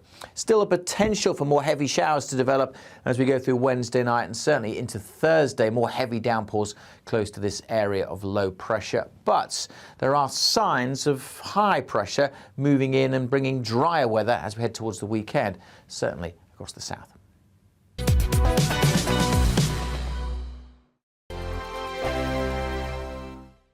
We are GB News. We're right across this great nation. On TV, on radio, On digital. Absolutely everywhere. we don't talk down to you.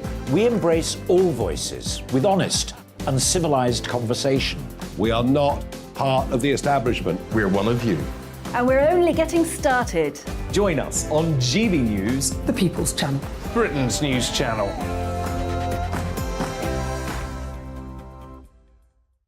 Hi there, it's Stephen and Anne. At breakfast from 6 a.m, you'll always be caught up with everything you need to know, the latest headlines, opinions and debates. We'll bring you the good news and the bad, but most of all, we're here for you. Remember, send in your views and let us know what you would like us to talk about. That's because we're your news channel. And every morning at 6 a.m, it's breakfast on GB News. My name's Tom Harwood and join me 9:30 a.m. every weekday for The Briefing, your one-stop shop for everything you need to know about what's going on in politics today. I wonder if this is a deal that might need to be like the biscuits in this factory, twice baked. Is there not an opportunity here to win out against the extremes? Tom Harwood, GB News. What are you going to do about it? Things should have been done differently, and they certainly are being done differently. Don't miss it. The Briefing with me, Tom Harwood, 9:30 Monday to Friday on GB News. Where would you like to go? Just take me to the studio, please, mate. You know where you're going. I've got a show to do. Friday Night Feast on GB News, 7 p.m. And it's like nothing you've ever seen before. We take a different angle on the week's biggest news stories. The viewers and listeners set me some absolutely mad challenges to do. We tried to rehome a rescue dog. And yes, there's some other wacky stuff in there as well. I feel like I could take on the world. Well, that's that. Friday Night Feast with me, Patrick Christie's, every Friday, 7 till 9 p.m. on GB News. Be there. Join me, Darren Grimes, for Real Britain every Saturday and Sunday from 2 p.m. A news hour that comes with a trigger warning. Scorching hot opinion with prominent guests saying the unsayable and a little bit of weekend fun thrown in. Unlike other broadcasters, I won't be forgetting what the B in our name stands for. So howie in for Real Britain Saturday and Sunday from 2 p.m.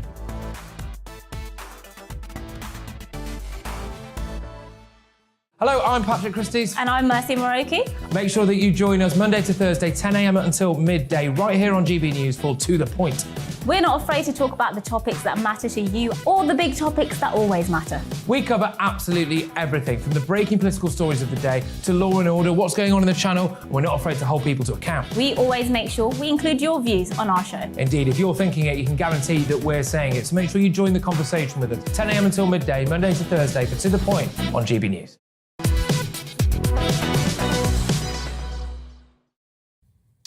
Good morning, it's 11:26 and this is To The Point with me, Mercy Moroki, and Patrick Christie's on your TV, radio and online. Well, at least 18 civilians have been killed after a Russian missile strike on a Ukrainian shopping centre, with also a further 59 injured. Now, Ukraine's President Volodymyr Zelensky said as many as 1,000 people were actually in that shopping centre at the time of the attack, and that is in the central city of Kremenchuk. Yes, well, the attack yesterday comes as the G7 summit draws to a close in Bavaria, and the world leaders present issued a joint statement condemning the indiscriminate attacks on civilians.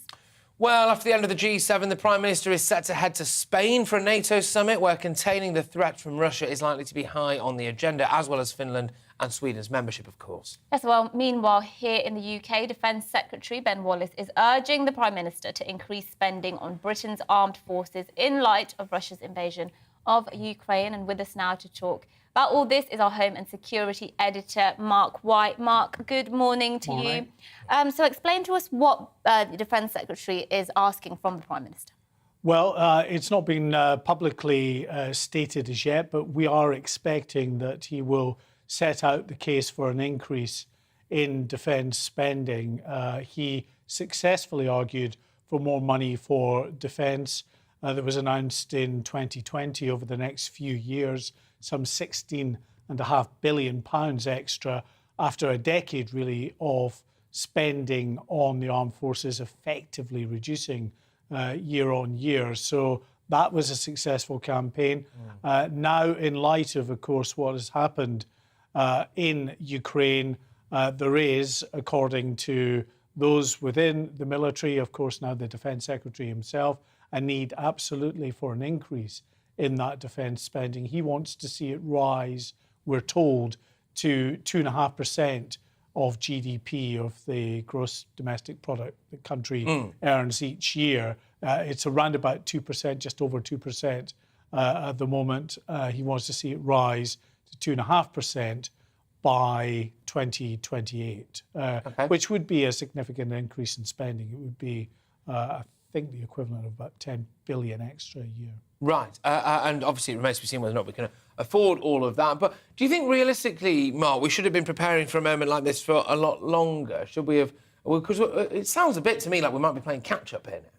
Well, certainly those that are avid watchers of these, the generals as well, of course, that are preparing for this, have often warned that we shouldn't take our eye off the ball, for instance, with a focus, as we have had, on the likes of the Indo-Pacific. You'll remember, of course, that last year we sent our new super aircraft carrier, the HMS Queen Elizabeth sent on its first deployment down to the Indo-Pacific. It was seen as, really an expression of this government's determination to focus on that particular region and the threats that we're seeing from an increasingly aggressive and belligerent China.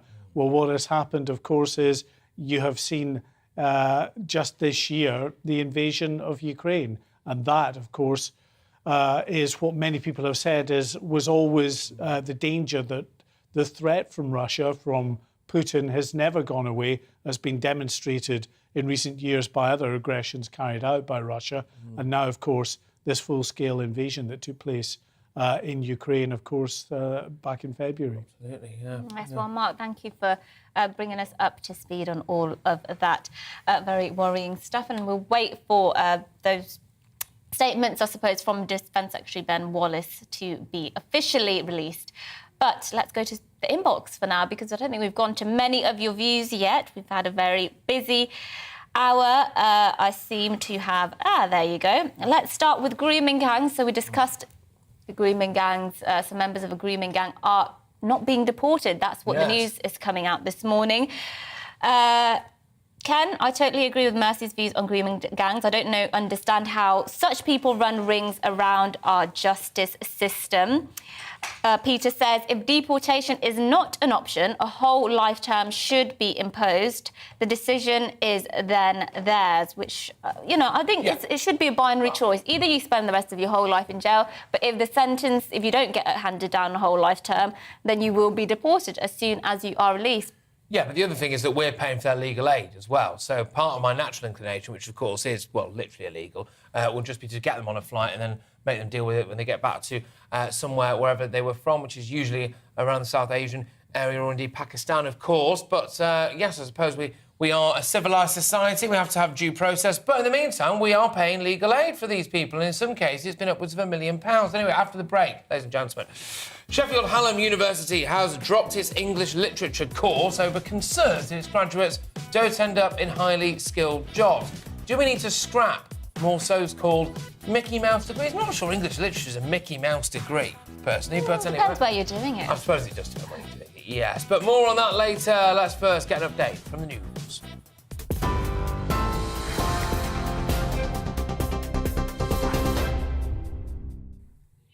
Good Good morning, it's 11:32. I'm Rosie Wright, keeping you up to date on GB News. Emergency crews are digging through the rubble of a Ukrainian shopping centre, searching for survivors after a Russian missile strike killed at least 18 people. Local authorities are reporting that a further 25 people have been hospitalised and 36 people are missing after the attack in the city of Kremenchuk. President Zelensky says before air raid sirens, more than 1,000 civilians were in the building. The Prime Minister and his fellow G7 leaders have accused the Russian president of war crimes and say he'll be held to account for the attack. Boris Johnson's travelling to Madrid this afternoon for the start of the NATO summit as the G7 comes to a close. The new head of the British Army says the UK and its NATO allies must unequivocally be prepared to fight if Russia attacks any of their territory. Speaking at a warfare conference in London, General Sir Patrick Sanders told attendees Russia will be an even greater threat to European security than the war in Ukraine. In the US, the bodies of 46 migrants have been found in an abandoned truck in Texas near the Mexican border. 16 others, including 4 children, were found alive and are being treated for heat stroke and exhaustion. Police say 3 people are now in custody. Scotland's First Minister is going to set out how she believes a second independence referendum could go ahead if Westminster continues to block her plans. Nicola Sturgeon insists that the SNP's victory in 2021 gives her the mandate for another referendum. She wants it to take place before the end of 2023. Conservative Prime Ministers have flatly rejected another vote. The Civil Aviation Authority has told Heathrow Airport it must reduce passenger charges as flight demand continues to rise. The aviation regulator said the cap on the average fee per passenger will fall from £30 just over to just over £26 in 2026. The landing charges, which are paid by airlines, are generally passed on to passengers in airfares. TV, online and DAB+ radio, this is GB News.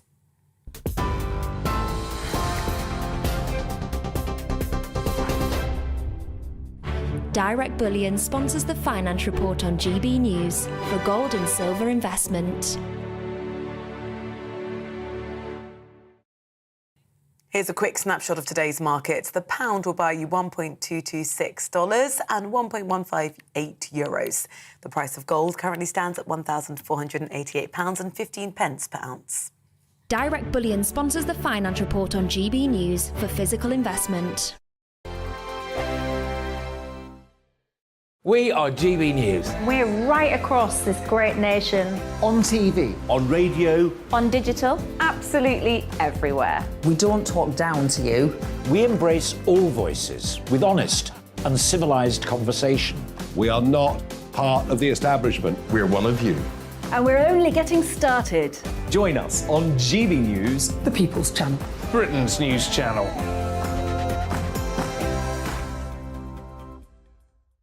Hi there, it's Stephen and Anne. At breakfast from 6 a.m, you'll always be caught up with everything you need to know, the latest headlines, opinions and debates. We'll bring you the good news and the bad, but most of all, we're here for you. Remember, send in your views and let us know what you would like us to talk about. That's because we're your news channel. And every morning at 6 a.m, it's breakfast on GB News. My name's Tom Harwood and join me 9:30 a.m. every weekday for The Briefing, your one-stop shop for everything you need to know about what's going on in politics today. I wonder if this is a deal that might need to be like the biscuits in this factory, twice baked. Is there not an opportunity here to win out against the extremes? Tom Harwood, GB News. What are you going to do about it? Things should have been done differently, and they certainly are being done differently. Don't miss it. The Briefing with me, Tom Harwood, 9:30 Monday to Friday on GB News. Where would you like to go? Just take me to the studio, please, Matt. You know where you're going. I've got a show to do. Friday Night Feast on GB News, 7 p.m. And it's like nothing you've ever seen before. We take a different angle on the week's biggest news stories. The viewers and listeners set me some absolutely mad challenges to do. We tried to rehome a rescue dog. And yes, there's some other wacky stuff in there as well. I feel like I could take on the world. Well, that's that. Friday Night Feast with me, Patrick Christie's, every Friday, 7 till 9 p.m. on GB News. Be there.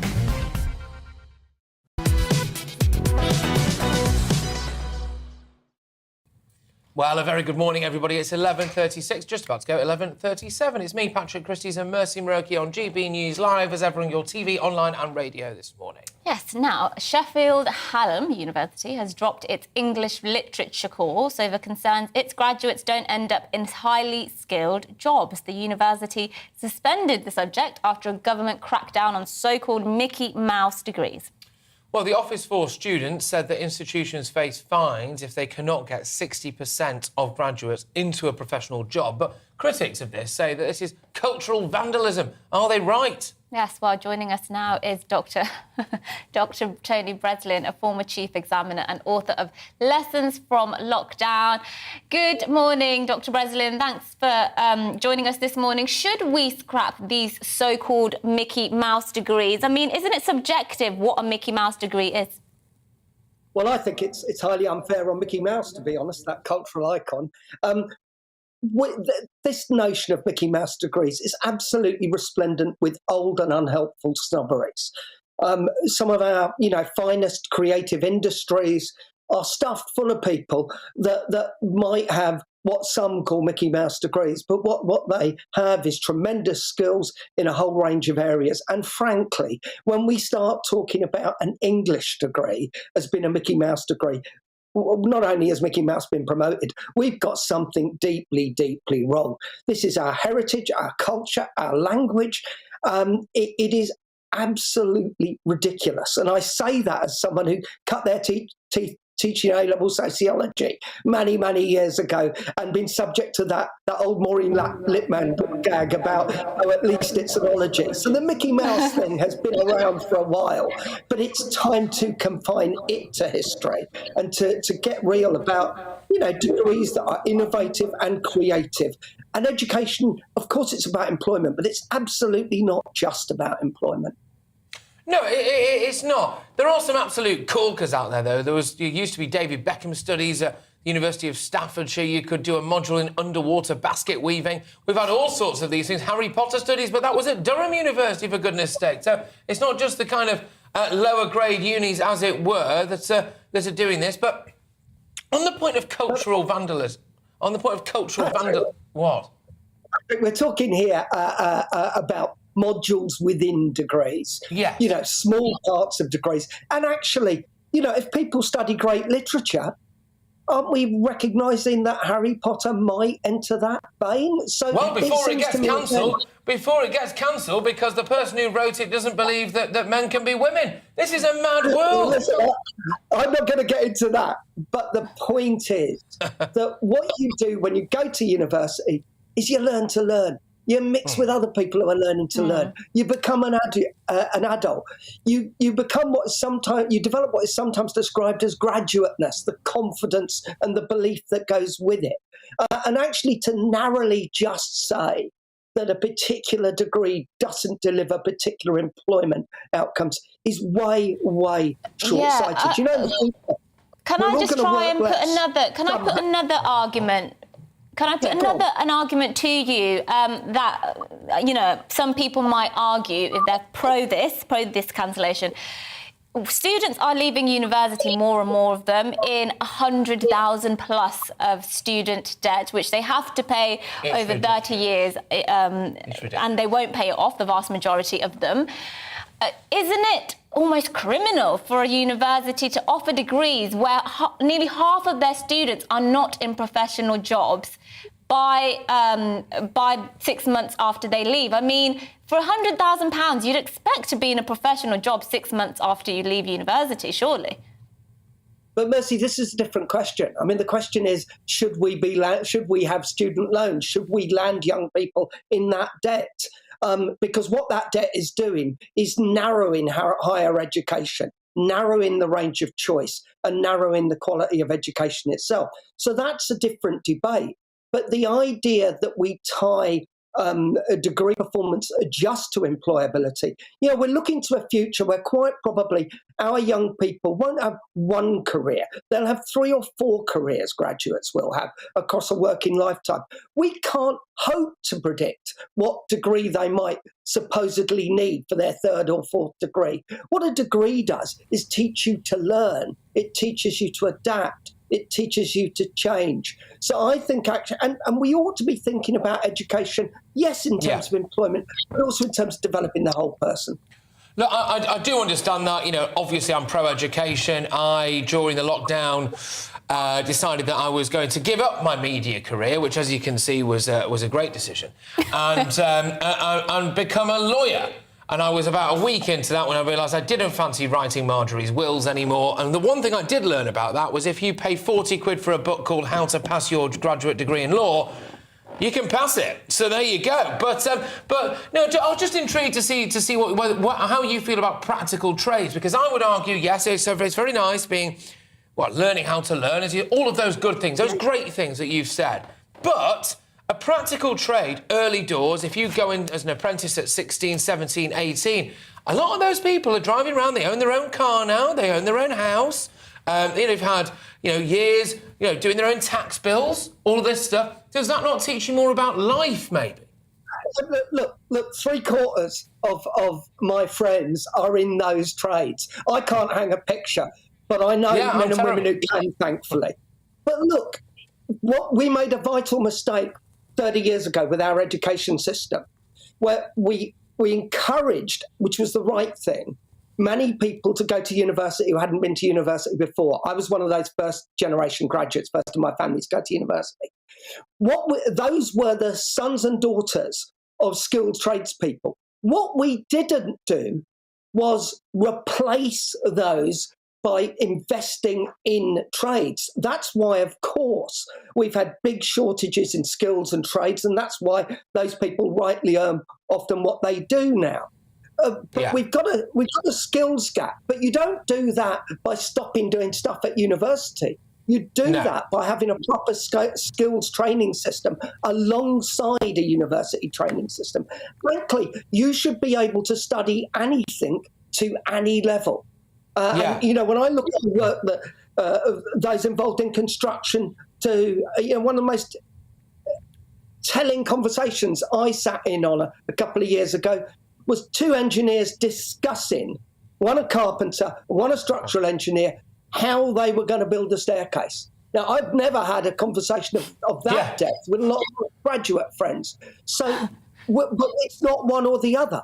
And often, those who say too many young people are going to university, they've got degrees, their parents had degrees, and their children are going to university, and they're talking about other people's kids.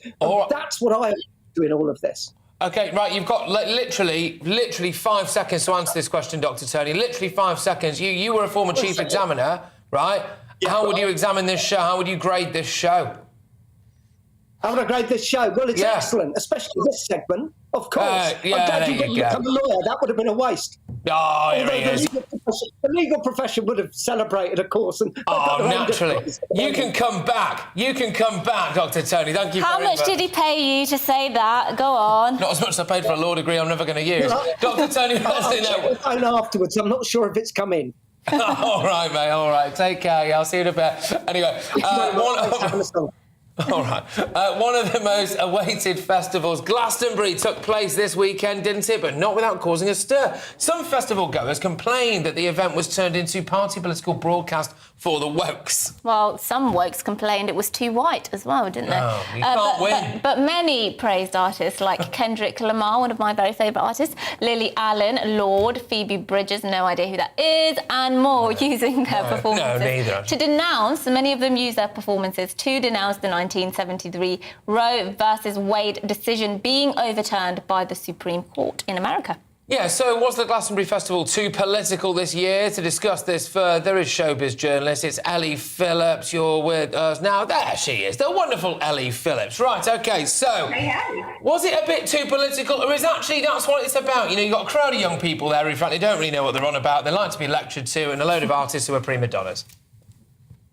I think Glastonbury is the perfect place to be woke, to spread your message. Fundamentally, music at its core is about messages. It's about changing people's minds, whether that's through the lyrics, through the melodies, taking you from highs to lows. Protest music at its core is kind of one of the things that started at Glastonbury, you know, where people were going to sing out about causes that meant a lot to themselves. So I don't think you can ever separate the two. It's politics and pop. It's politics and whatever music's being shown there.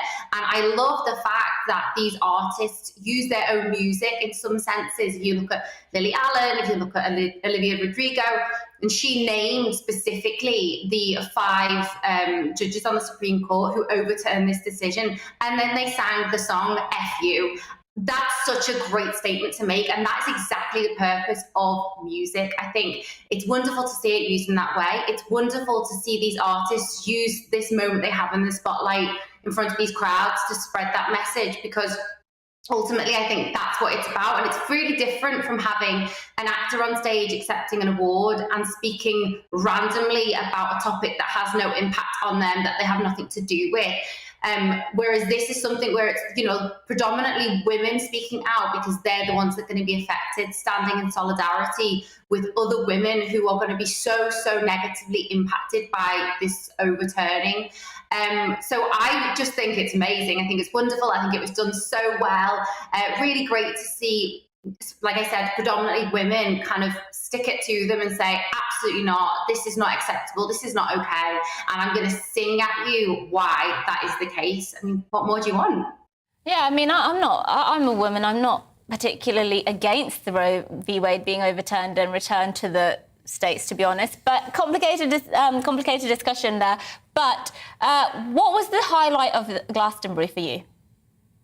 I'm a Scouser, so Paul McCartney absolutely just smashed it. To see him become the oldest ever solo artist at Glastonbury at 80 years old, I think is phenomenal. And to see him want to share that moment with, you know, Dave Grohl and the Boss, and I think that's wonderful. And to see him rock out for 3 hours at that age, I think puts us all to complete shame, and do it in a way that everyone absolutely loved and felt really fulfilled by the end of that performance. And I really feel like, I know he's 80, but the way he performed, I can see him coming back there in 10 years and doing it all again.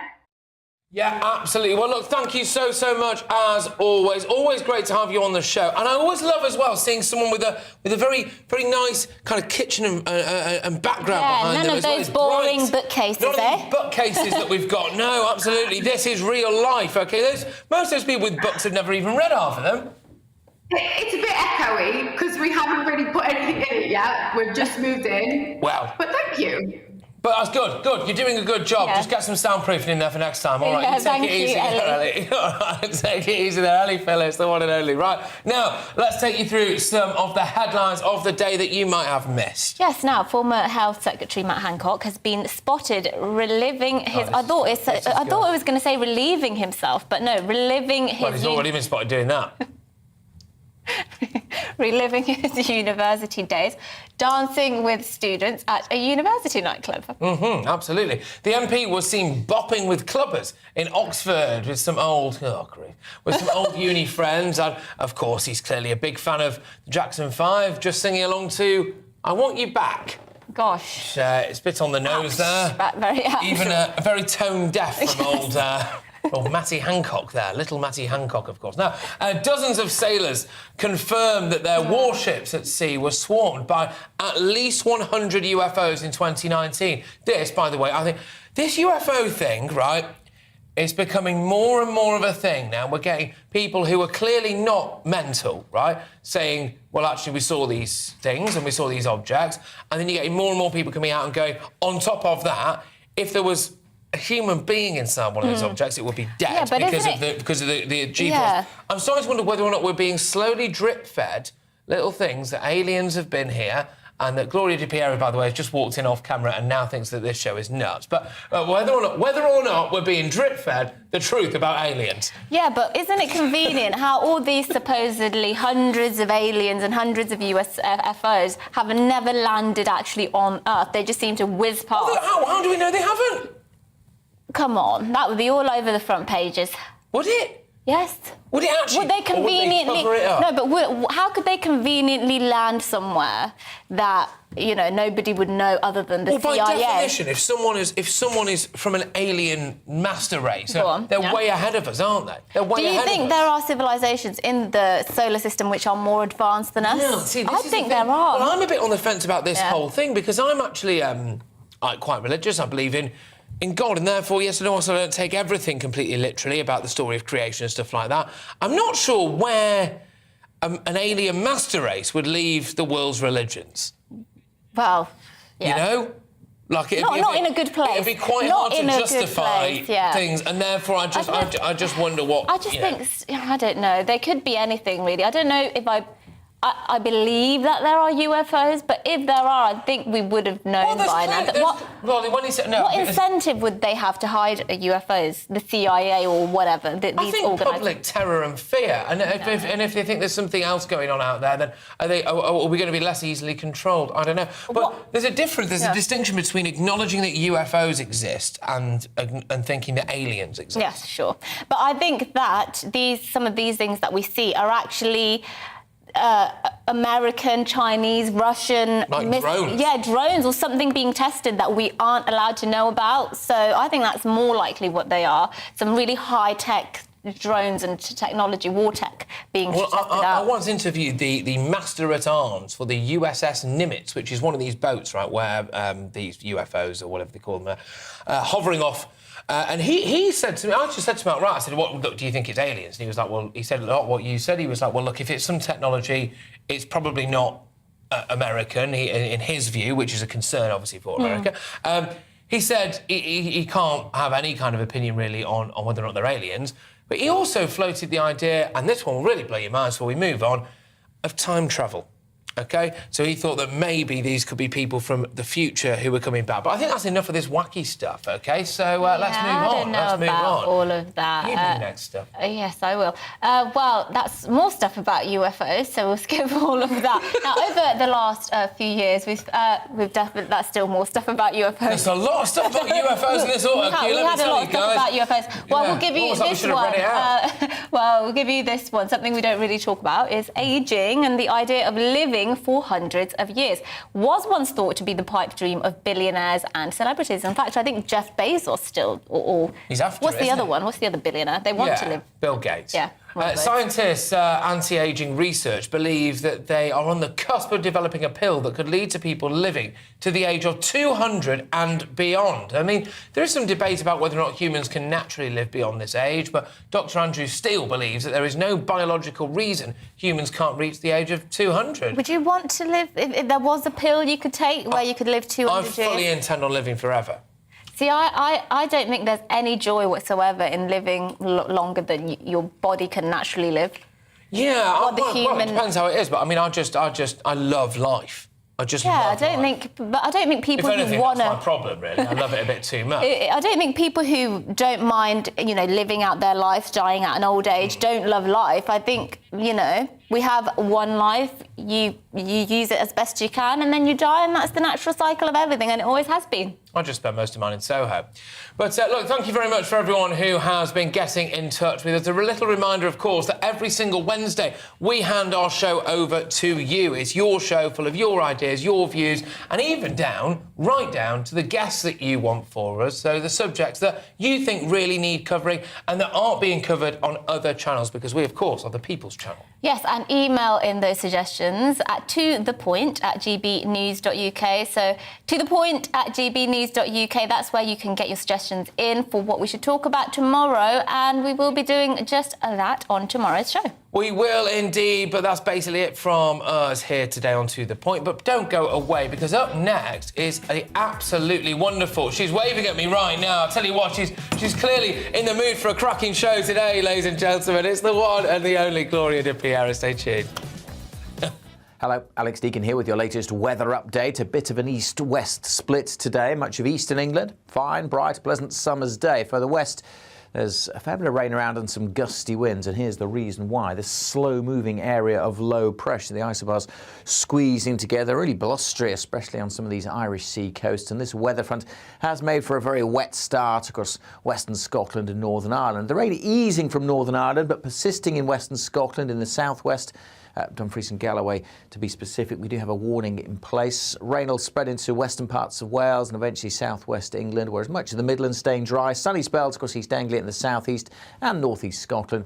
And in the east, top temperatures 23, maybe 24 Celsius. It's much cooler further west. Some heavy showers breaking out once that rain has cleared from Northern Ireland, and they'll move into parts of western Scotland for a time through the evening. The rain should ease across the southwest of Scotland, and then it kind of lingers overnight across the Midlands and northeast England. Temperatures staying generally in double digits, many towns and cities staying in the teens, staying a little cooler perhaps further west.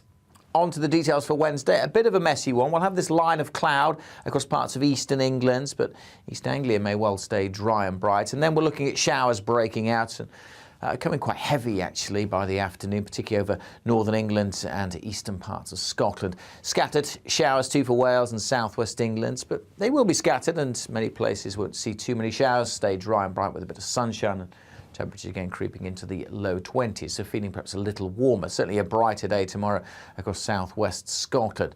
Still a potential for more heavy showers to develop as we go through Wednesday night and certainly into Thursday. More heavy downpours close to this area of low pressure. But there are signs of high pressure moving in and bringing drier weather as we head towards the weekend, certainly across the south.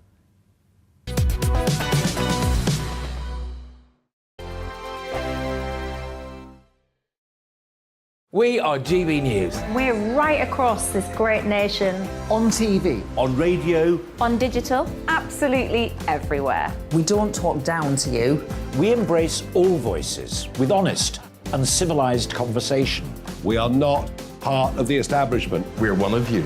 And we're only getting started. Join us on GB News, The People's Channel. Britain's news channel.